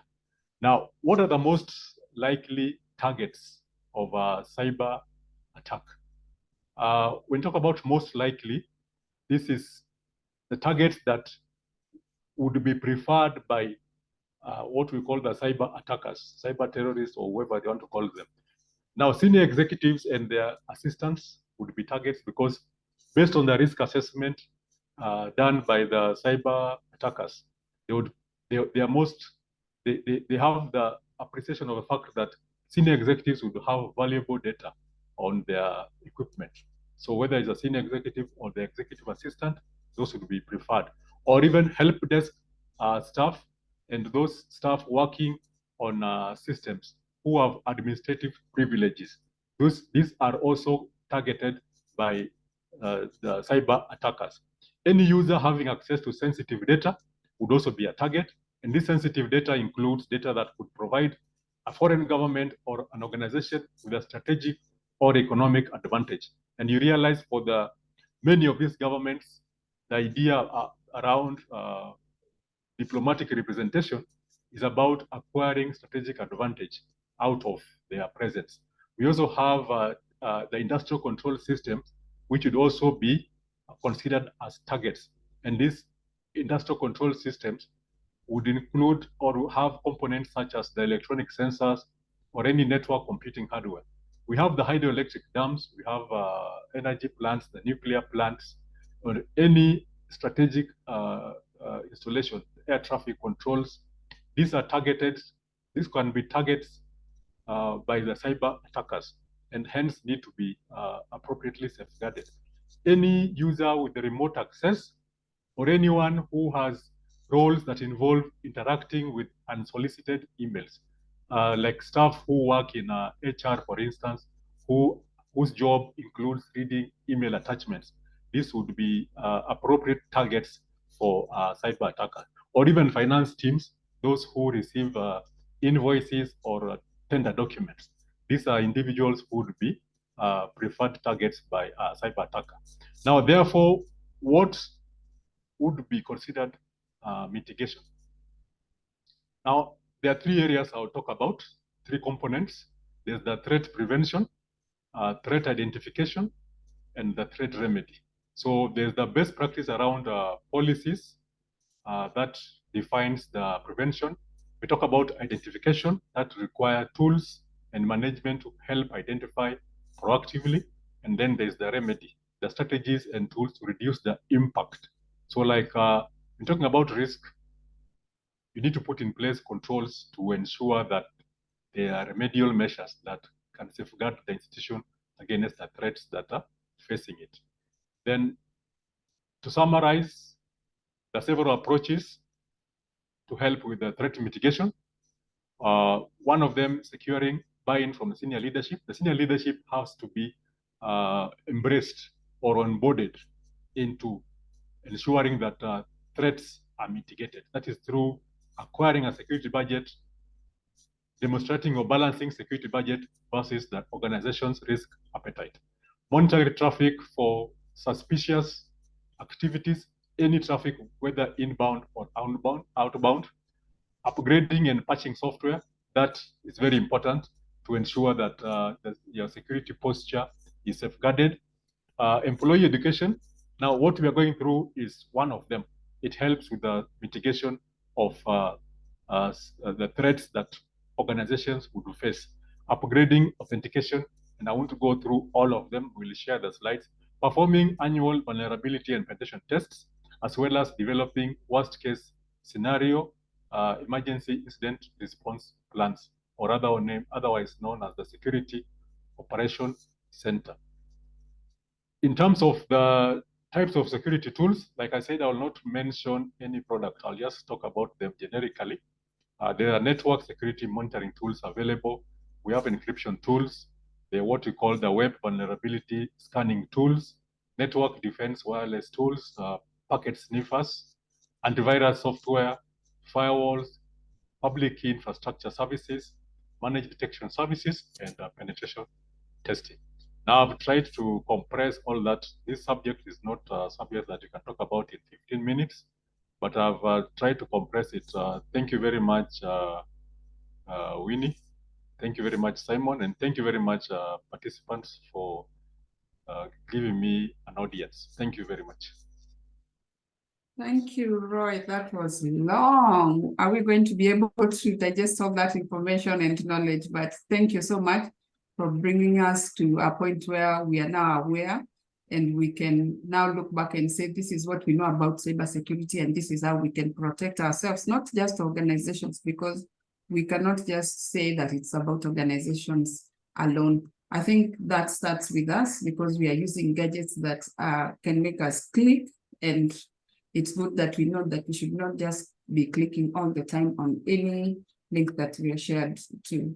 So thank you for that opportunity and for sharing that knowledge. I want to invite somebody else who's gonna also cover cybersecurity. Maybe they will skip some sections that you've mentioned so that we can go to the sweetest parts on data protection. So that now that we have all this knowledge, how do you put it into play?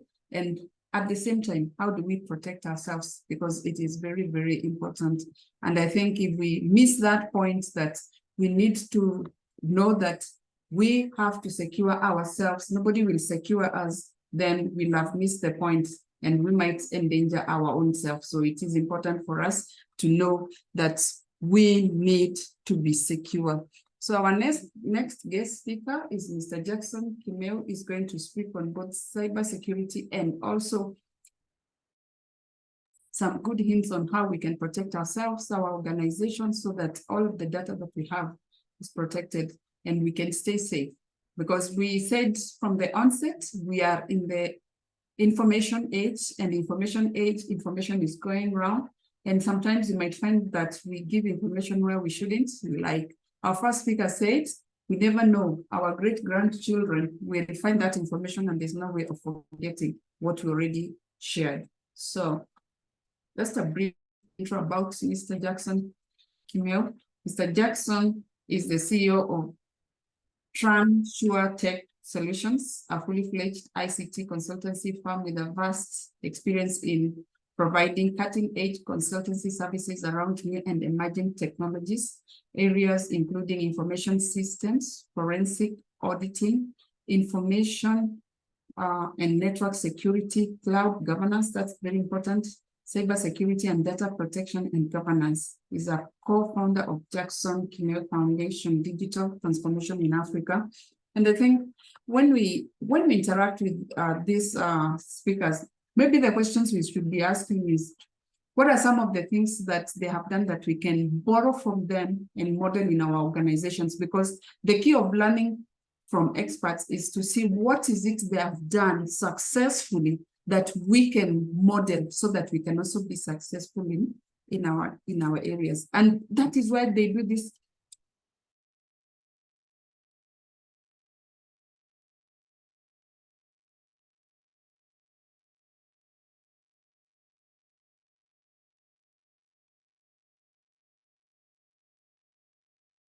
Across Africa with the aim of building a digital transformation world where everyone has got equal access to technology through sustainable ICT solutions in developing worlds. He has so many qualifications. I don't know whether I can finish reading them, but you can imagine the kind of knowledge he has, because based on his experience. And I want to welcome him so that he can take as much I can save in time so that he can give us as much as possible on the topic of cybersecurity. And I'm sure he's going also to touch on cloud governance before he can finally address that bit about data protection. It is so important. Welcome, Mr. Jackson. Right. Thank you, Madam Winnie. Before Jackson goes on, yes. Allow me to, Jackson, just 1 minute. Is that okay? Sure. Yeah, I would like to acknowledge the presence of Mr. Karungo, who has joined us. There is also Mr. Albert Michael Omondi, the General Manager for PG Security, and also Mr. Godwin Otieno. Thank you for joining us, and let's hope that we'll finish this thing together. I knew you will join, but at a later time. Thanks so much. Jackson, you can proceed. Thank you very much, Mr. Simon. Also, thank you very much, Madam Winnie. Thank you, everyone, for having me on board. My name is Jackson Kimeu. I'm a cloud governance and a cyber security consultant, a seasoned ICT professional with more than 14 years experience in ICT professionalism, ranging from private sector for around 8 to 9 years, in the banking sector for around 5 to 6 years, and also in the government currently where I'm working for around 5 years. All right. So because of the time, kindly let me just dive straight away to today's discussion, which is cybersecurity, physical security, artificial intelligence, and physical,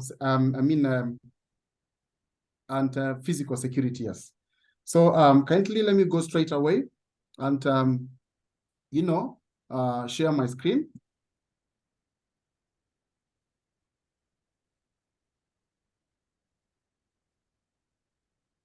Let me understand that my screen is viewable to everyone. Yes, it is. Right. As Madam Winnie has put, that is the broad area of certification that I've put myself into from Microsoft.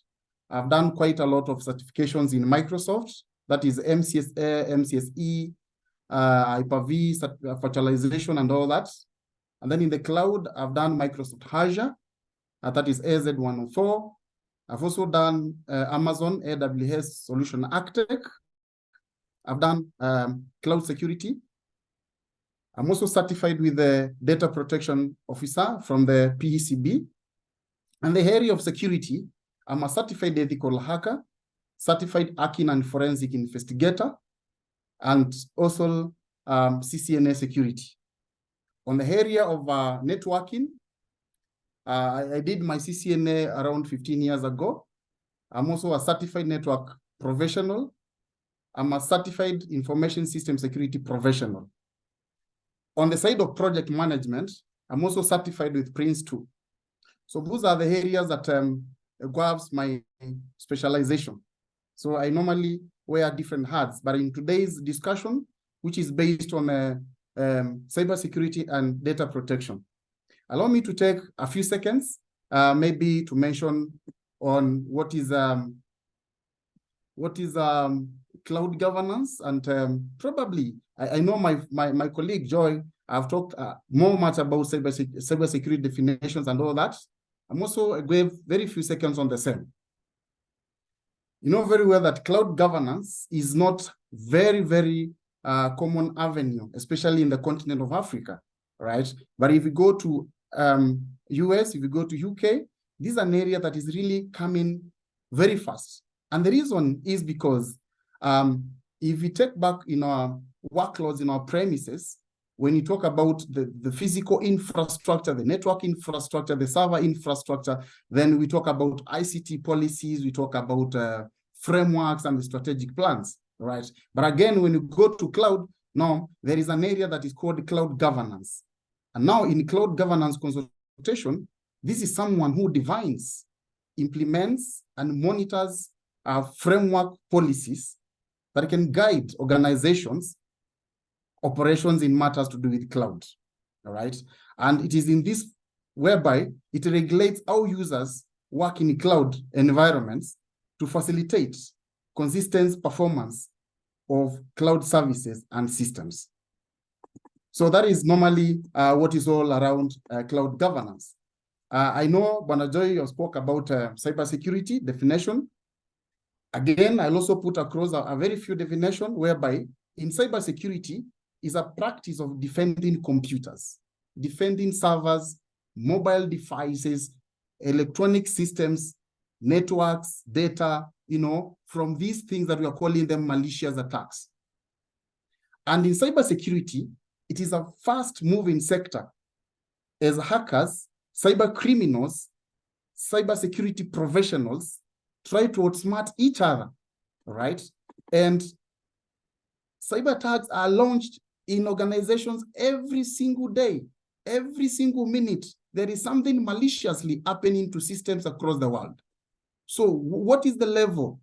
What is the measure of ensuring that we are at standby for all these kind of governments?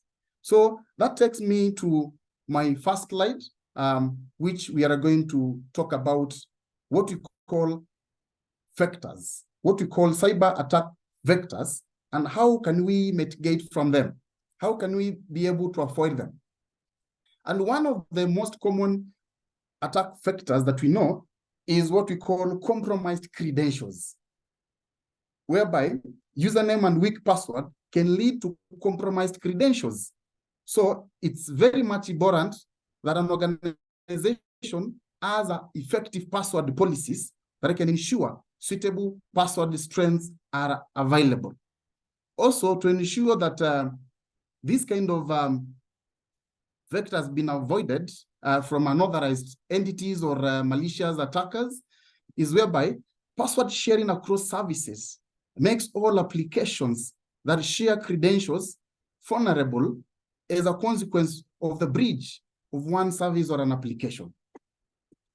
So it's not required to reuse the same passwords, especially when you are accessing multiple apps or rather maybe systems. And also there is also the factor of using two-factor authentication. That is via trusted second factor that can reduce the number of breaches that can occur due to compromised credentials within an organization.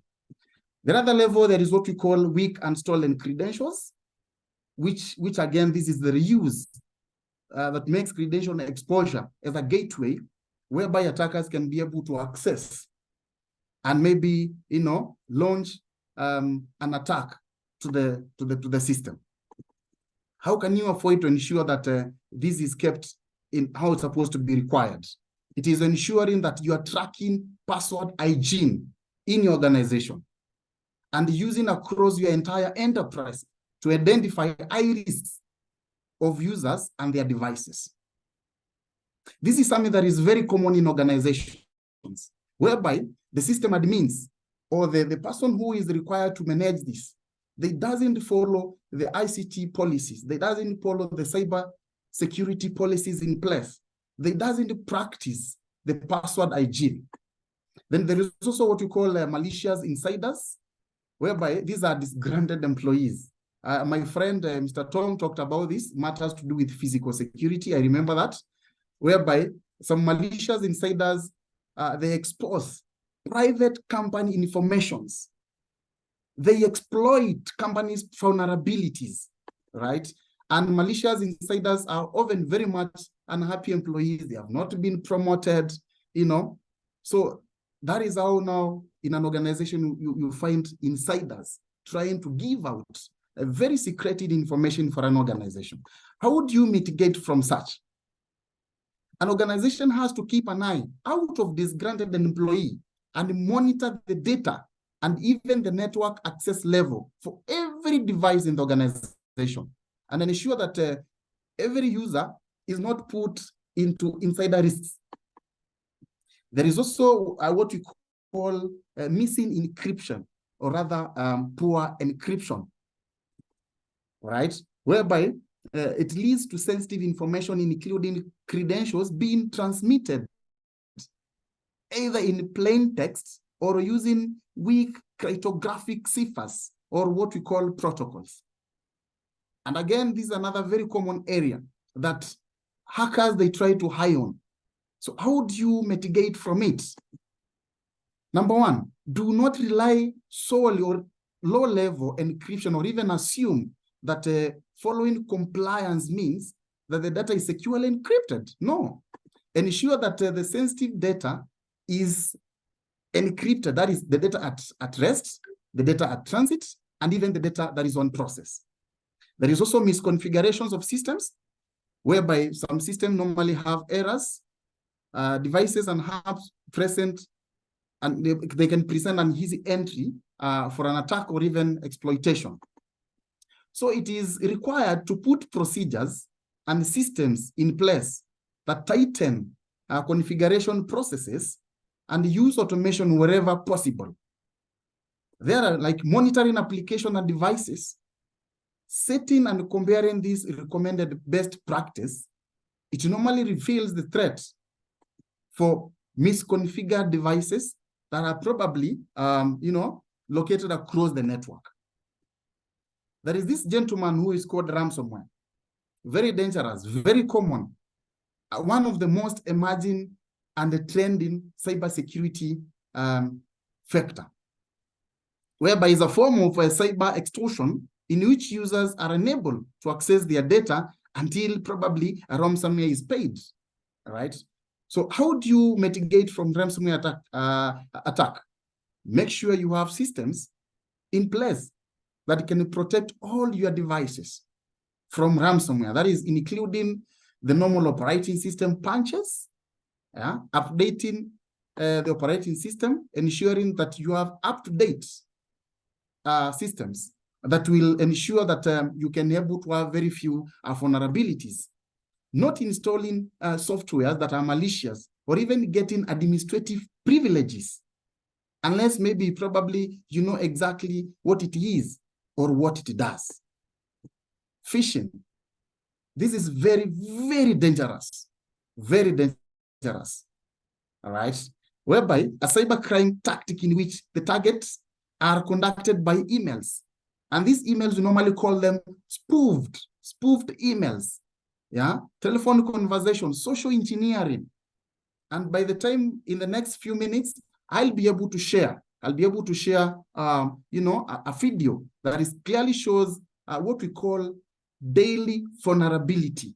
Another very emerging factor that is, I've not mentioned about it here. It's called daily vulnerability. A day vulnerability in inclusion social engineering.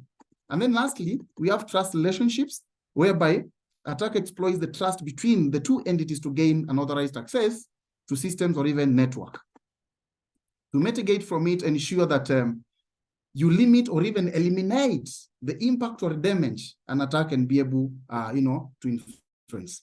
Currently, let me go to the next slide because of time. I'm moving very fast. And we need to talk very fast about the cybersecurity trends, probably that we are trying to watch in 2023. Again, we have the ransomware there that we have talked about it, right? So we need to understand that since cybersecurity is constantly evolving, it is a very serious evolving field. The new threats emerge every single year, right? And as we look ahead to 2023, there are several cybersecurity trends that organizations and even individuals, private sectors need to watch very much. That is ransomware. There is also what we call healthcare sector at risk. I know Madam Joanne talked about AI in cybersecurity. I'm going to talk about it just down there. And health sector is really, really at risk across the globe. And why am I saying that? It is because the health sector is expected to face more cyber attacks in 2023 and beyond, since the industry have already seen significant increase in cyber attacks in the recent years.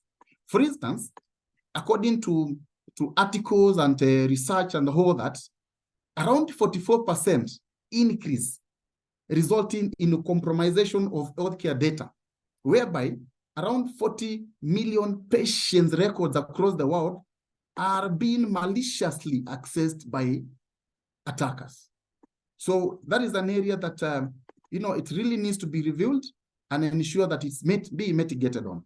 There is also AI, artificial intelligence, in cyber attacks, one of very much evolving trend currently. And as we finish today's today's webinar, I will pose my question right now to Ban Joan, whereby at the level whereby AI is really storming, do we need AI governance? Do we need to regulate AI? Because we cannot run away from AI. Like for instance, with the ChatGPT storming the internet, whereby cyber criminals are well versed with the current threats and are using AI to launch more sophisticated attacks, whereby these AI-powered attacks are quickly, adaptable to the changing environment. So that is an area that we need to look at. There's also what we call IoT vulnerabilities, Internet of Things, that work very closely with the AI, all the way from cloud computing. Now we are coming to edge computing. And in edge computing, I mean, AIoTs, Internet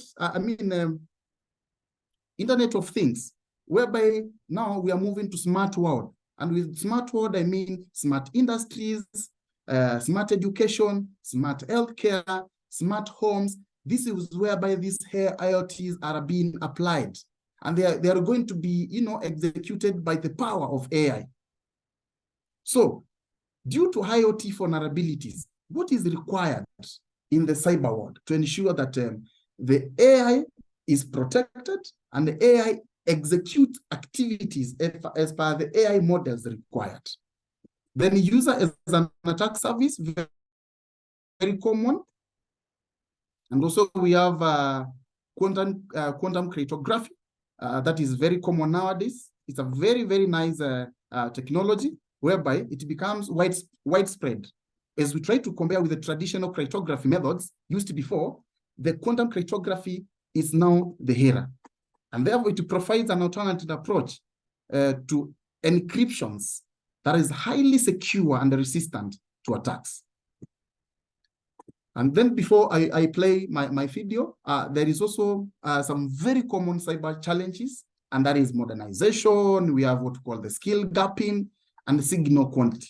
And in modernization, we are talking of many organizations pushing their workloads from on-premise to the cloud.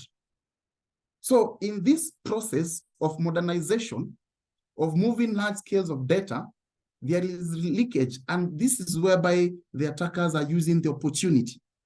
Are we ready to move to the cloud? Of course, we've been saying that we are ready for the last 5 to 6 or even 10 years ago.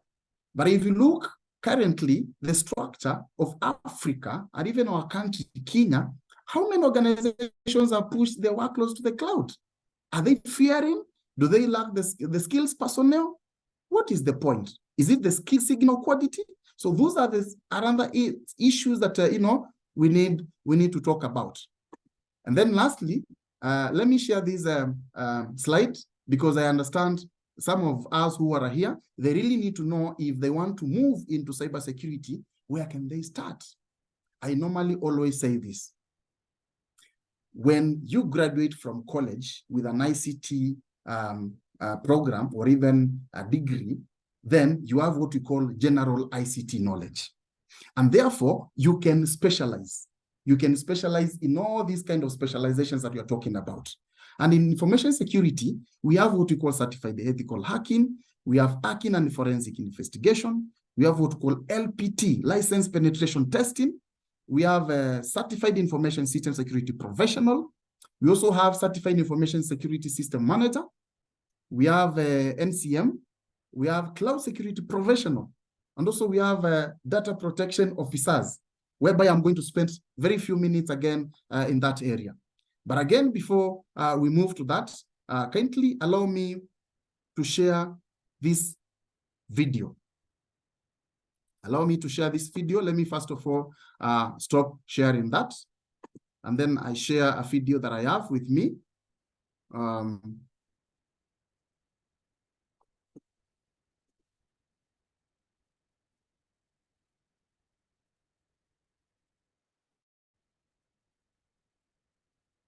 Just a minute.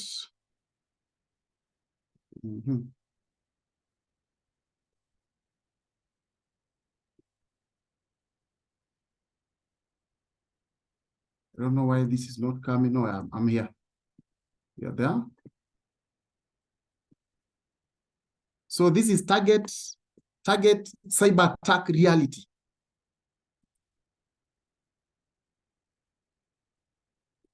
So let me share. Kindly, Madam Winnie, confirm to me whether I've been able to share that video.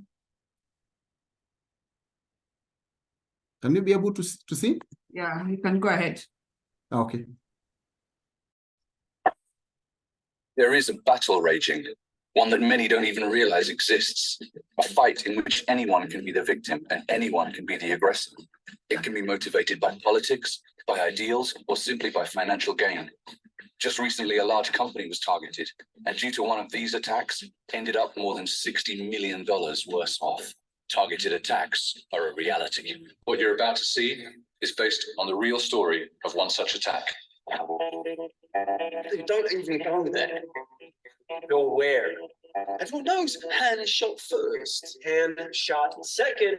What are you talking about? You're seeing the original 1977? First. Second. Hey, get over here.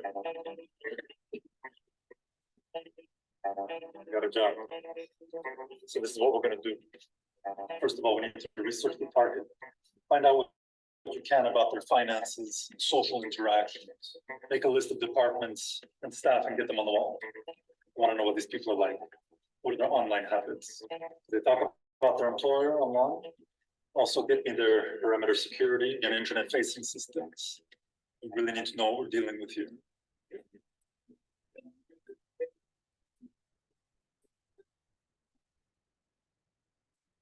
Criminals have examined the target's defenses and know what they're up against. Now they're packing and encoding different malware samples to make sure they remain undetected by standard security software. Sean is using anonymizing software to connect to underground forums. These are used to offer attack toolkits, intelligence, or even just for criminals to offer each other advice. So what do we have, Ralph? Well, we have our tools set up. And the ones that didn't get picked up by any of the security scanners we set up. And for access, we set up a booby trap website that will install the tool on the computer as soon as the user gets there.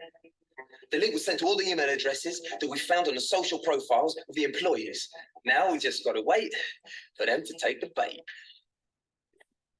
Fortunately, the security software recognized the URL the criminals were using to host their exploit kit, and the email was automatically deleted. That was 2 days ago. Has anyone taken the tool yet? No, Then we need something else. maybe the old-fashioned way, the old free flash drive trick.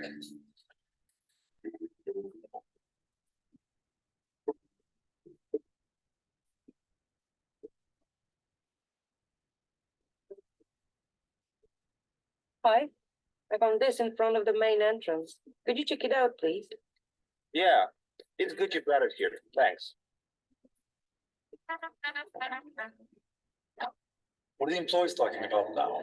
Well, a lot of people are talking about the company lowering pay. So there you go.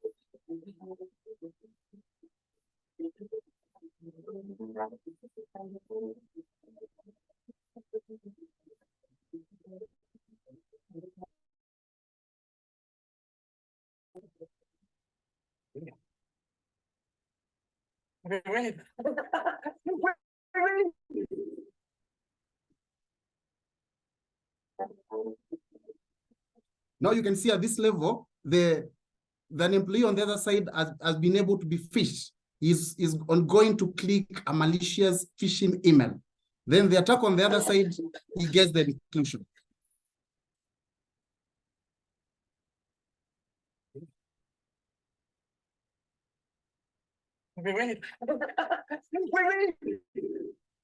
This is it. Criminals have broken through the defenses, combining a zero-day exploit with some social engineering to get the victim to open their malicious file. This computer is now under their control, and they can use this user account to begin exploring the network undetected. The hackers look for any information they can use to exploit the system and gain higher privileges to access further data. Here they find a login page to an HR database and attempt an SQL injection attack. It fails. They find an email from another user that seems to have access to important databases and target him. After dumping the local password cache, the attackers have domain admin credentials. They browse the network to find the machine belonging to the new target. They connect with remote desktop to drop a backdoor for later use and access the local hard drives, searching them for sensitive data. We picked up a minor breach on one of our workstations. We've isolated it and made a thorough scan. We found the bot and removed it. Everything's fine now. Listen, we threw some backdoors on it. We have domain admin, which means we have access to the whole network. We're so close. It's a done deal. Now it's time for the payoff. Exfiltration. They return to the compromised machine and find their goal, credentials for a development database. A brute force attack against the server gets them root access and they're free to dump the entire source code for a critical project. All they have to do now is bring it home. Just like that. These types of cyber attack are becoming more frequent, costing companies hundreds of thousands of dollars. Traditional security simply can't keep up. Criminals can test their attacks to the point of invisibility and use legitimate compromised accounts to stay under the radar once inside a network. Effective security should operate on the assumption that breach will happen. Effective security should be your eyes and ears throughout the network, enabling you to detect and contain every aspect of a targeted intrusion. In one recent survey, more than 70% of respondents felt that their own organization's security activities were insufficient to cope with such an eventuality. Don't be a victim. Right. So you can see what has happened there. 0-day vulnerabilities, phishing, and the organization is done. So thank you very much for having me, Madam Winnie. A few minutes so that now we can proceed to data protection because of time.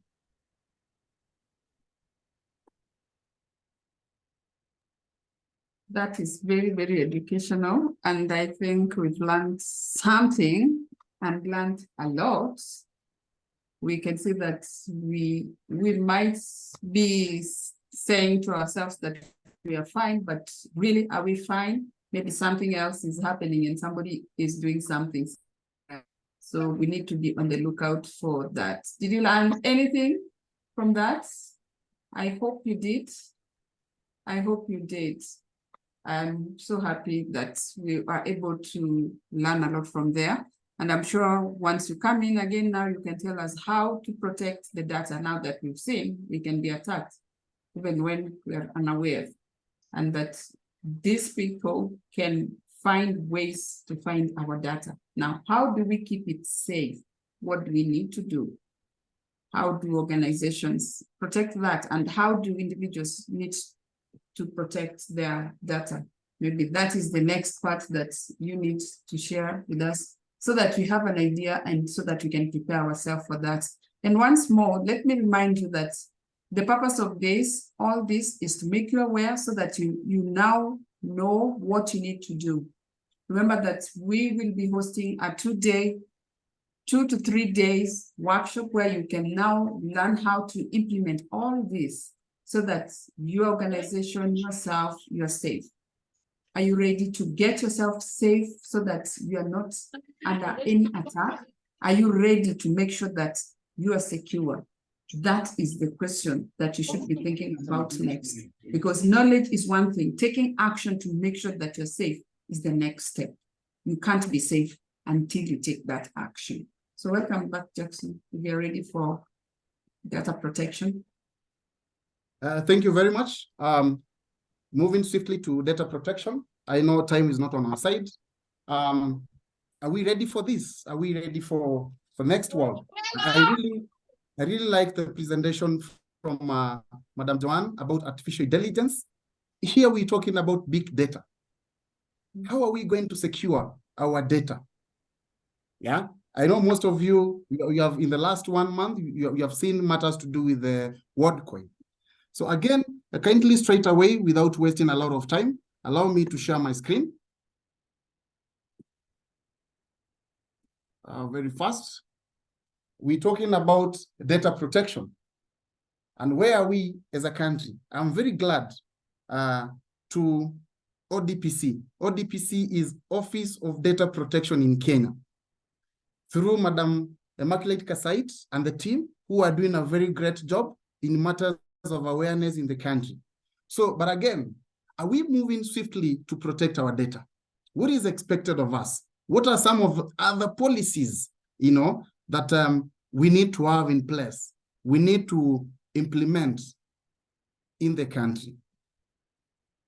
I'm going to share very few presentations, slides. And by the end of this, we should be able to distinguish the concepts related to data protection and also trends in data protection and also what we call principles of data protection. But again, before we start, we need to ask ourselves, what is data? What is data protection? And before I move to that, I share with you this. The world's most valuable resource currently is no longer the oil, right? But, what we call data. The new data economy requires a rethinking of privacy and antitrust laws. Like, for instance, back in 2006, we were able to say that the organizations that were globally very heavyweight matters to do with the economic, they were the oil organizations. But currently in 2016, just back in 2016, around 7-8 years ago, the list has changed. Now we're talking about Apple, we're talking about Amazon, we're talking about Microsoft, we're talking about Facebook. These are the companies now that have topped. And the success today is wrapped in technology and data. And those companies, they don't start embracing, data today in everything they do. Definitely organization that is not going to embrace data, then they are going to fail. Then another thing that I need maybe to put across into you is that if you are not paying for the product, then you are the product. And what do I mean by that? If you're not paying for the product, you are the product. I'm giving you an example. Look at the social media platforms that we have. You create accounts there, you communicate, we exchange data. But this data is being utilized by these organizations that have already taken the market to do what we call analytics, and they can be able to analyze a lot of things, which comes now into reality. And I've given you a very good example of Facebook, Google, Amazon, and the rest, right? So the power of data is very crucial. And therefore, moving very swiftly, because I understand data protection is a very new area, kindly allow me to do some definitions of data protection. Data protection is the fair and the proper use of information about people, clients, suppliers, and also it is a fundamental right to privacy. Also, again, data protection is personal data, which is very much important in matters to do with legal compliance. And unauthorized laws and access can result into a serious breach of individuals' rights and heavy penalties under the data protection regulations. Now, according to our ODPC office, that back in 2019, we enacted data protection into law, and now we had what we call the DPA 2019, all right? And now in the DPA defines data itself as means of equipment that is response to instructions. It is also recorded with the intention that it could be processed. Data, or rather maybe probably information, it is information that is recorded as part of relevant filing system. It forms part of an accessible record or record information which is held for public entity. And there is also what we call scope of data protection. As an organization, when you are doing your data mapping, what is the scope that you need to cover? The data protection covers all aspects of data management through the data lifecycle of the data subject, or rather maybe the organization. And this way we are now talking about what we call processing, storing of data, dissemination, erasure, and deletion. And it takes us to very crucial key points, right? That we talk about now the trends of data protection. The increased recognition of the place of data protection and rights of awareness, the institutionalization of data prediction initiatives, development of industry self-regulations, monetization of personal data, and also technological advancements and data protection, right? Then the key concepts in data protection, and these are very, very crucial slides for you. As I move very swiftly, just try to entangle and get something in it. In data protection, we have what we call a data subject, data controller, and a data processor. These particular three items, they are very crucial for an organization to understand what it means for them to ensure in matters of data analytics, how do we take care of this? And also we have personal data, sensitive personal data, consent of the user, data localization, and also what we call pseudonymization and anonymous data. So very fast, data subject means an identified or an identifiable natural person who is the subject of the personal data. Then also we have data controller, which means a natural or even legal person, public authority, agency, or in other body which alone or jointly with others determines the purpose and means of processing the personal data.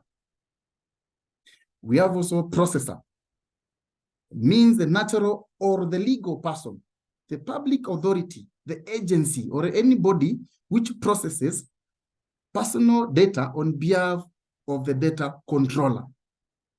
So kindly understand here, there is the data processor, and there is the data controller, and there is the data subject. Those three, they are very much important for an organization to differentiate, for you to understand when you are registering with the Office of ODPC. Do you register as a data controller? Do you register as a data processor? Or do you register for both? Which I'm going to share with you in next 2 minutes. Particular links, live to ODPC site, what is required for organization in Kenya to do. But again, before that, there is what we call principles of data protection. From lawfulness, fairness, and transparency, to data minimization, to purpose of limitation, storage limitation, data accuracy, integrity and confidentiality, and even accountability. These principles, they are very crucial for an organization to be given an awareness what it grabs within data protection. And because I know it doesn't have a lot of time, we could have gone through all those particular principles, but let me go very fast to some areas that are very much important for all of us. How do you register as a data controller or even a processor with the Office of ODPC? There's this link that kindly Madam Winnie, confirm to me whether that screen is viewable.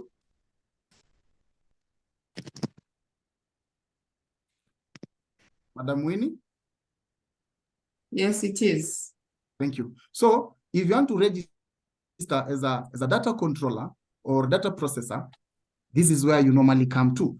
And then maybe probably you go straight away and click account link.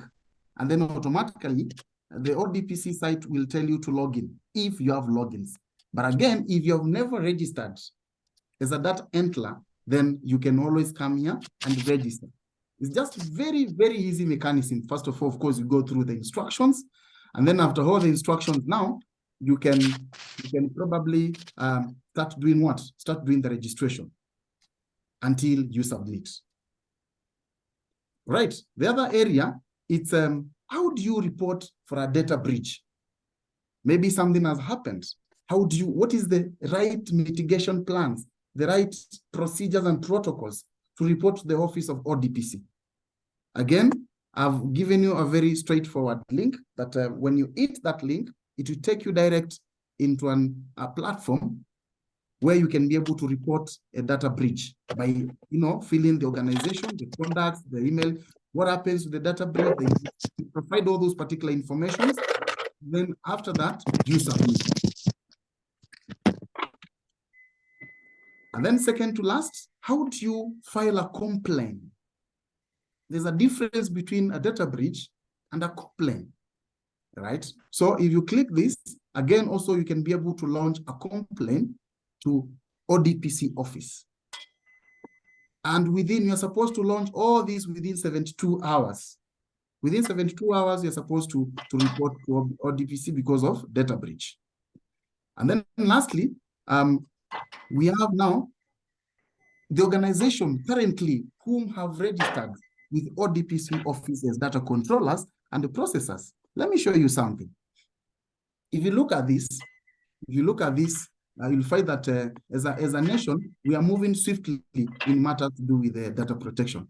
All these are organizations that have registered with ODPC office as data processors, as data controllers, and if you come down here, you can be able to see that as a nation, we've been able, to register 2,810 organizations across the country in different parts of the country in those two particular areas. So you as an organization, are you processing data or are you controlling data belonging to an organization? And if so, have you registered with the ODPC office? That is the question. And number two, have you created awareness to your staff? Have you trained them? Because an organization also needs to have what we call data protection policy. Then lastly, I'm going to leave you with a question. Do you think as a nation, we need to have what we call data sovereignty policy and the cloud governance policies? Thank you very much. So allow me to stop sharing. And I think that is where I'll stop, Madam Winnie. Thank you so much. Left us with a lot of questions, and I think as I'll go to one question and direct it to AI, to Joanne, so that she can maybe give us some response to the question you had asked her earlier. And before she drops off, Joanne was our first speaker. If you missed the artificial intelligence, Joanne was the first speaker. And I would like to bring this, I think I noted from you. Do we need to regulate AI? I think that's the question you asked, if I'm not wrong, Jackson.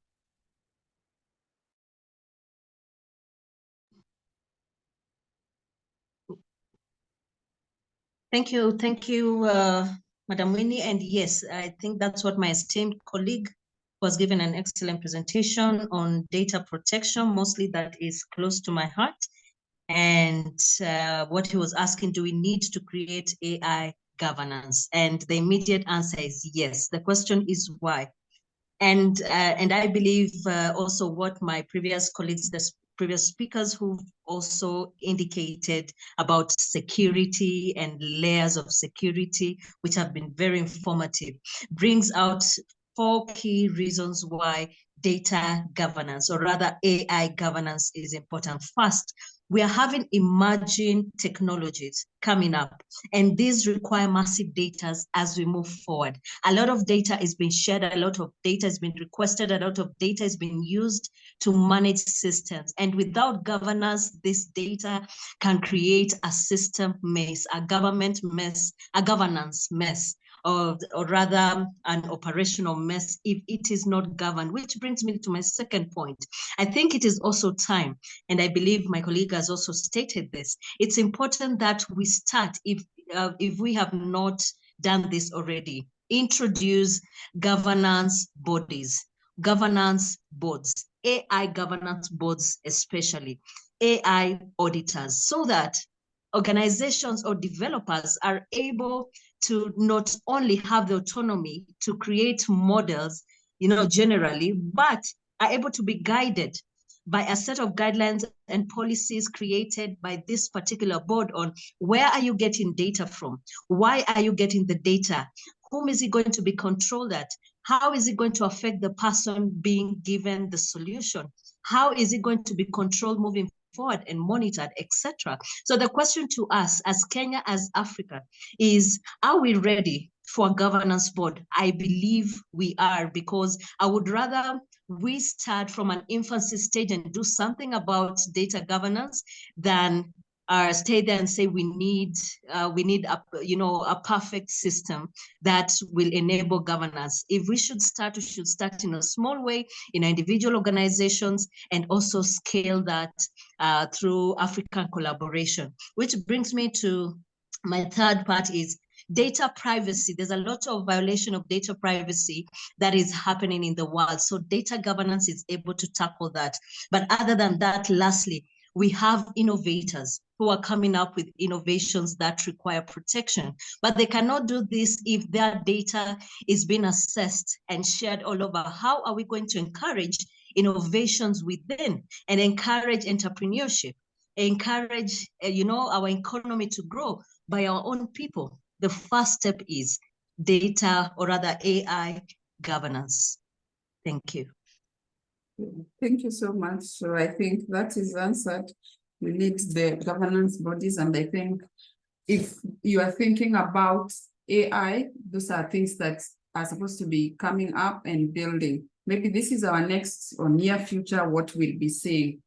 I'm just looking for any other questions that was there on AI, so that before you drop off, we can answer another question. I don't think I can see another question unless somebody else has a question, so we'll be able to excuse you. I can see the other questions there in regards to cyber attack. But thank you so much, Joanne, for sharing. And we hope that we'll have you more so that we can be able to learn more about AI. And maybe one thing that I actually forgot to ask you, there's something that is coming up that is called metaverse. Maybe we don't know about it.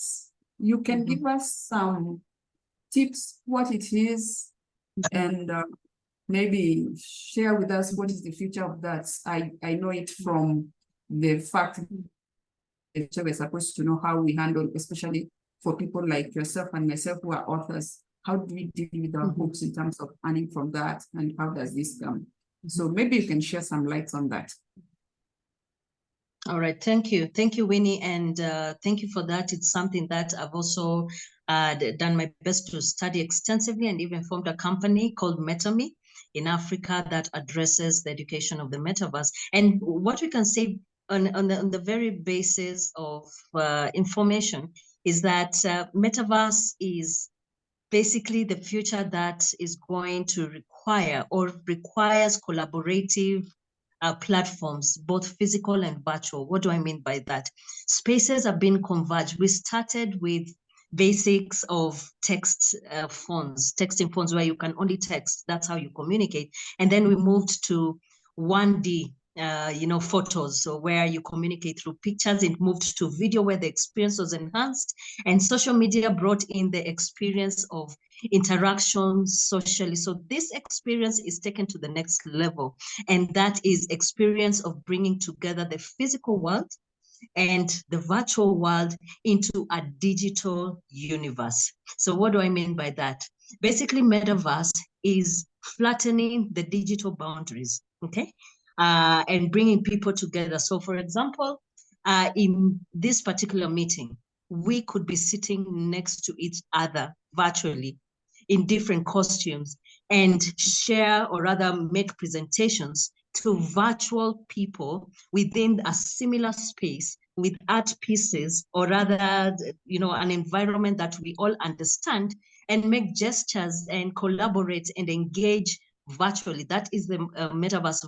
It's the metaverse world, and that is the next direction that we are moving to. And a lot of cyber security will be required because a lot of data will be accessed.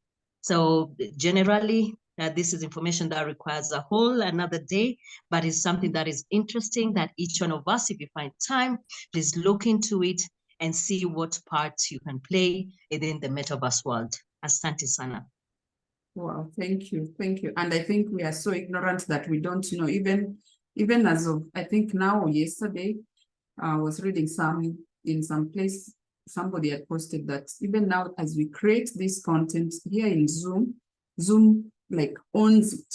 And when you talk about metaverse and this interaction, you're creating a lot of awareness so that we are aware that we're already creating content. How do we now make sure that we can maybe generate or monetize that content?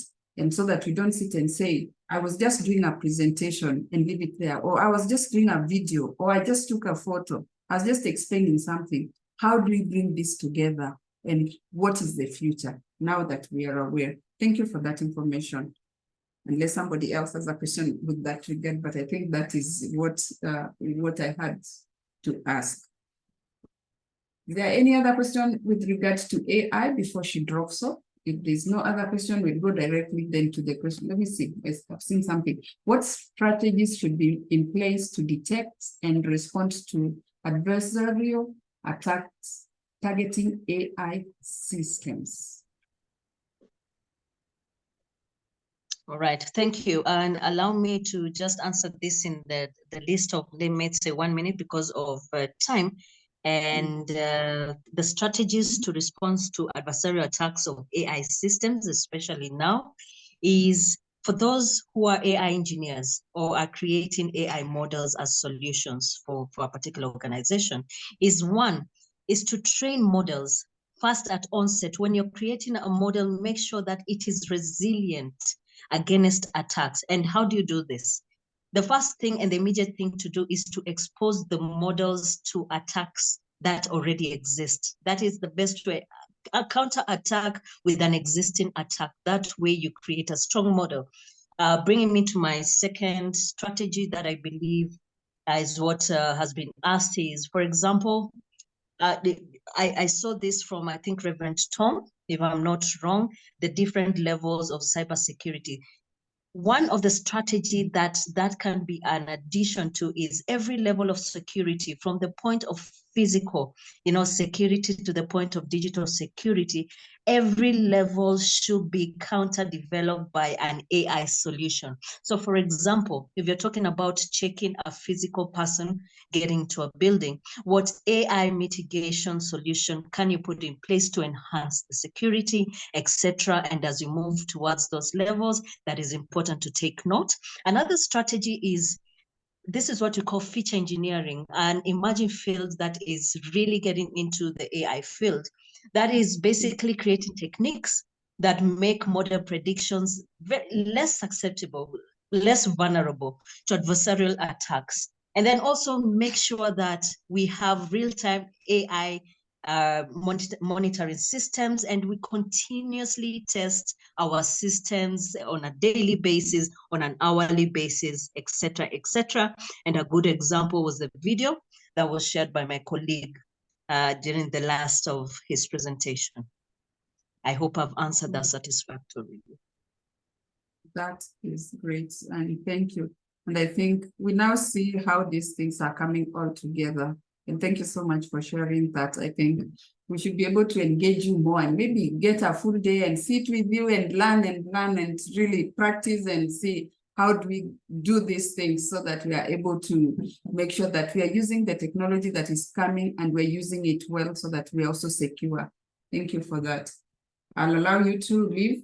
I'll move to the next questions, which will be in regard to cybersecurity and maybe data protection. I think some of the questions there. Okay. To you, Roy, and to Jackson, there's one question. Maybe I'll just do a few questions to help us navigate the time because I think we are past the time. How can organizations ensure there's a balance between offensive and defensive cybersecurity strategies to effectively respond to cyber attacks? Maybe let me have this one taken by Roy. You've kept quiet for a while, so maybe I can allow you to give us something on that. Yeah, just come again, please.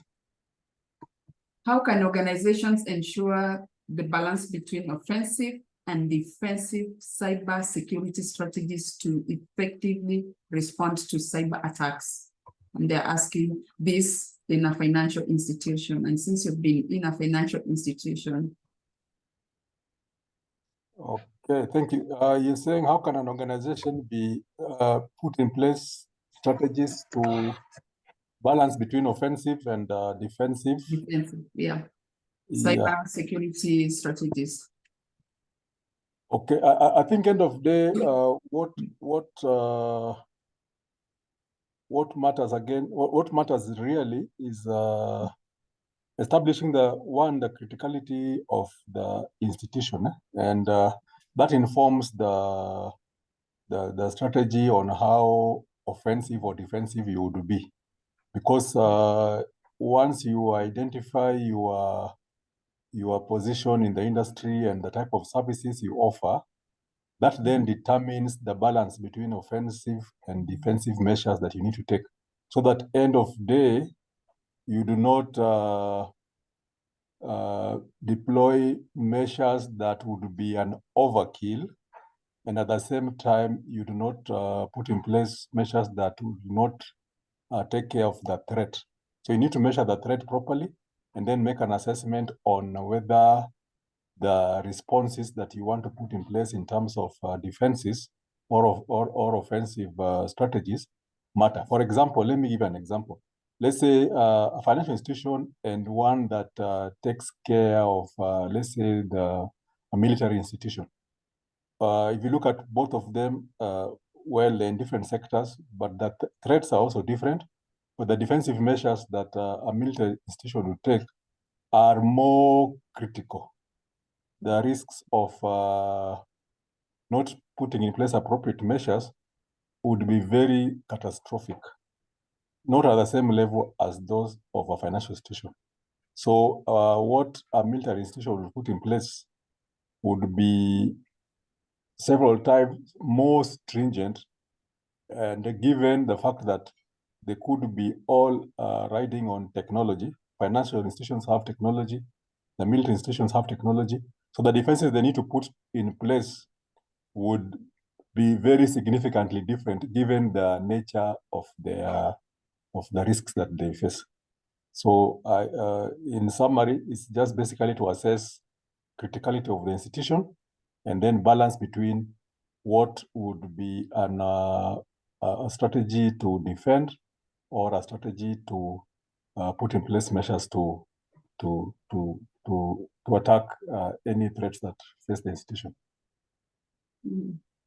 Wow, yeah, that's understandable.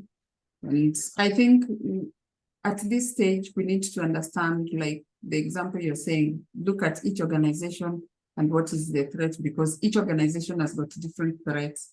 So if they are going to put in measures, it will be measures according to that industry or that organization. Exactly. I'll skip one question on physical. I think Reverend has left on physical security, maybe. And then this is an interesting one. How can organization enhance their cyber culture and employee training to prevent ransom attacks that often exploit human factor?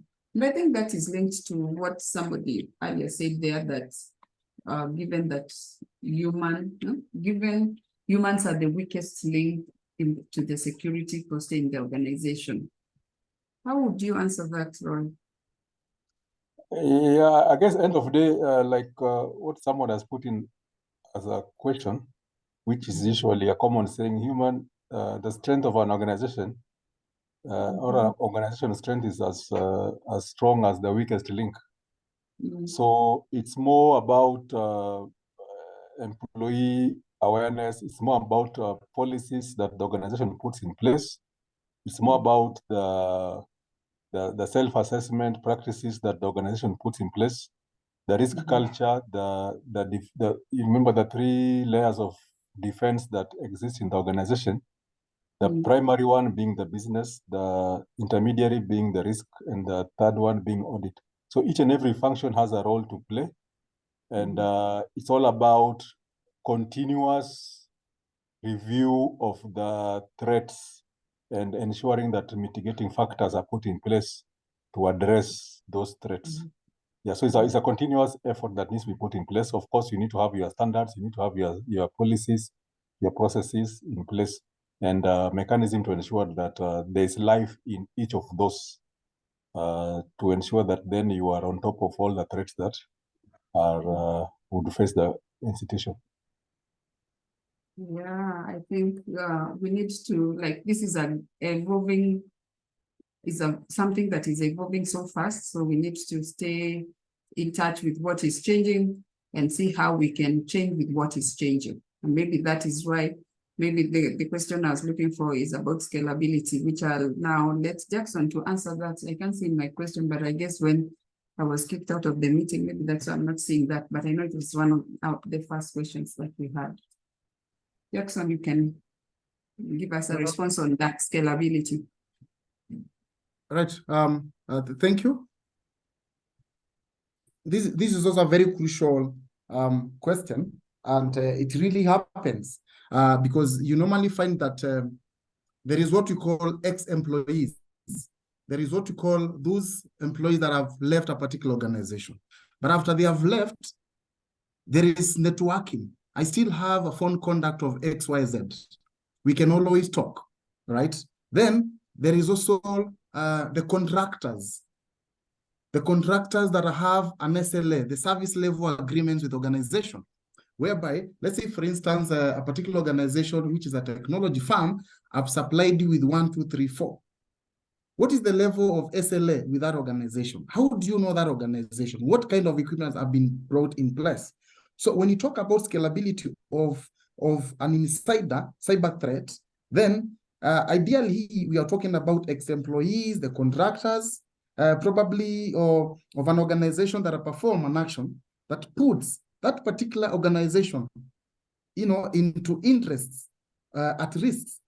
And this is maybe probably due to various reasons like, negligence, things to do with the malicious intent, an ex-employee is trying to revenge, or even what we call trying to make profits, So the best way is to ensure that there is a proper mitigation of unclean, disgruntled employees, unclean ex-employees, and also unclean SLAs with contractors. Wow, we need to stay alert on all those things so that even when we're working with people, we know that it can also come and bring another problem. And I think those are some of the measures that we need to know. What will we do once the employee or contractor leaves? And that is why it is important to have all these measures in place. I think we'll take only those questions. And I think we've really gathered a lot of information, which we might not put in use, because sometimes when you just listen and you've not done anything, you end up just thinking about it and forgetting what you really learned today. So for us to be able to get into taking action on what we've learned, it's good to go back again and ask ourselves, what are the new things that we've learned? What can we implement right now or today? What did we learn today that we can put in place? If we didn't really cover, and I think a lot of stuff was left because we couldn't cover everything today, then maybe it's the right time for us to say to ourselves, we need to get more information. And for that, we'd like to engage these guest speakers and experts to spend more time with us physically so that we can be able to learn more and so that we can go and implement whatever we've learned. I want to take this opportunity to ask Mr. Uchisia if he's still here. Please, if you want to make some remarks before we bring this to a close. I'm grateful that you all spent time to be here and you actually given yourself the permission to transform your security in all ways. You've seen that security is not just about physical. It interacts from physical to things that you never even thought they could be a risk. And I'm glad that they've shared so much that you can go thinking that I'm carrying my phone, I'm carrying my laptop. And I think maybe some of the things that they didn't mention that you would have loved to know is when I'm carrying my laptop and using the free Wi-Fi, what happens? They have said about the passwords. How can you then protect yourself so that when we are using the passwords, you know that you are not at risk? What can you do? So many questions. And I think these are some of the things that we need to be aware of. Let us not assume we know. Let us go learn more so that we know and we know what to do so that we can secure our own self. We are moving into a new territory, and the faster we can learn how to navigate, the faster we keep ourselves safe. And the faster we can be able to adapt. They always say early adopters survive. So are you going to be an early adopter, or you're going to wait until it hits you and then you realize, oh my God, I am really in trouble? Or are you going to do something? Like, for example, the password. There's so many ways that you can actually put your passwords together. And I always have this question whenever somebody says, give me this password. And they say, no, I can't give you the password. I can't put it on email, but I can share it in LastPass. And then somebody will ask me, what is LastPass? And then I'm like, okay, you don't know that you can put actually your passwords somewhere together. And if somebody wanted to get into, they're working on something, say in your office, or something that you need them to work on, you don't have to share the password. You can give them the username or the email or whatever they need to log in. But the password, you can share the credentials without showing them the credentials. So these are small things, but very key, how you secure yourself. And I believe that we can learn so much from these people. We can be able to take our lives to a new direction and transform ourselves into being that are able to survive in the new age, so that we stop saying and watching and saying we're not part of it. We are here to make sure that we survive these things. Mr. Uchisia, are you ready? Are you ready? And thank you to the guests that arrived. Thank you, Winnie. And I would like also to give thanks to our presenters. We've had a high caliber of the presenters who have presented today's sessions. It's not a simple task. That is number one. Number two, these are guys who are qualified, and you have seen and you heard that their qualifications are global, and the experience. You're talking about guys talking about 20 years plus. That's enough to give credit to this session. And I believe that from the feedback I'm getting is that we have to look forward to doing a physical training, 1 or 2 or 3 days, which we are going to also to certify, because most of the organizations which are presenting are certified globally to issue certificates and also to train. So we look forward to this.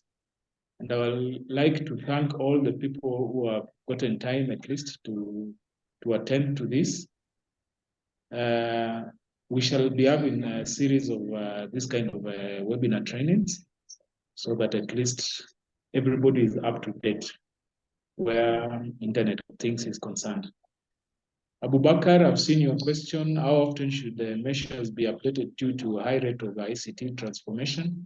I can say maybe we should take the measures, we should update these measures on a not even on a daily basis, but probably on a minute basis, because things, the transformation in the ICT is very, very high.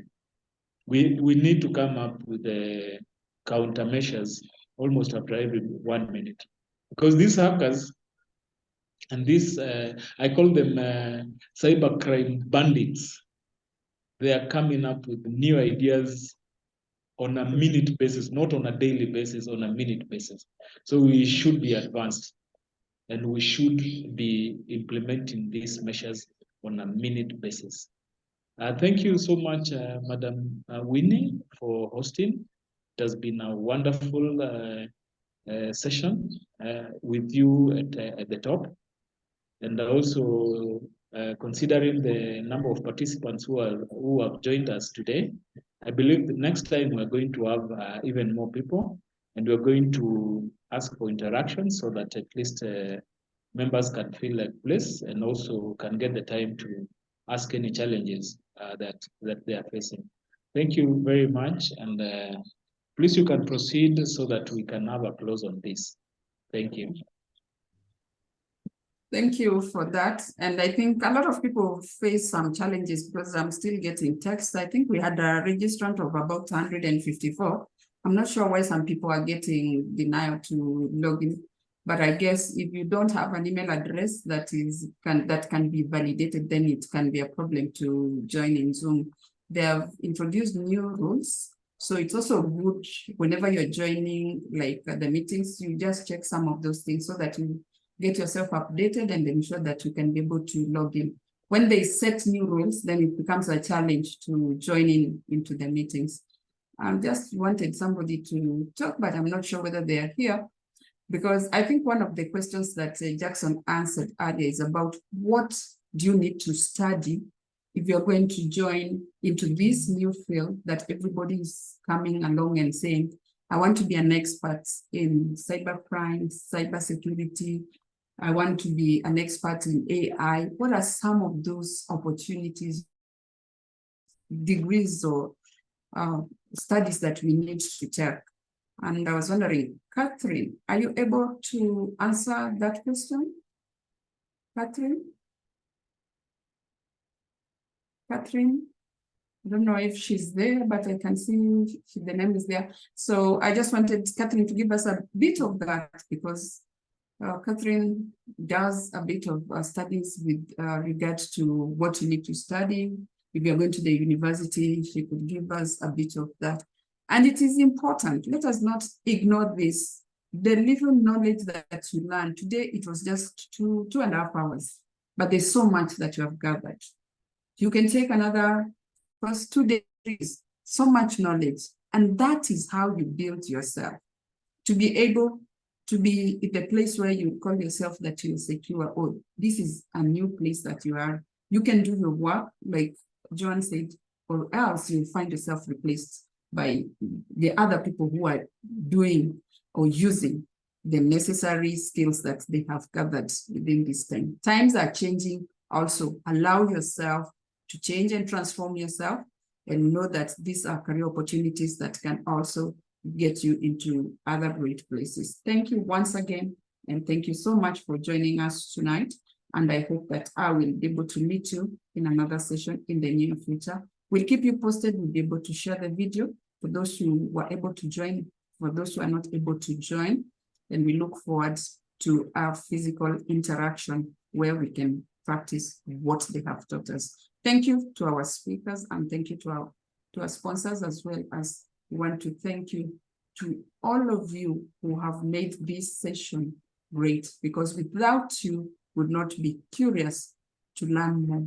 Your presence has made this session wonderful. Thank you, and have a good evening.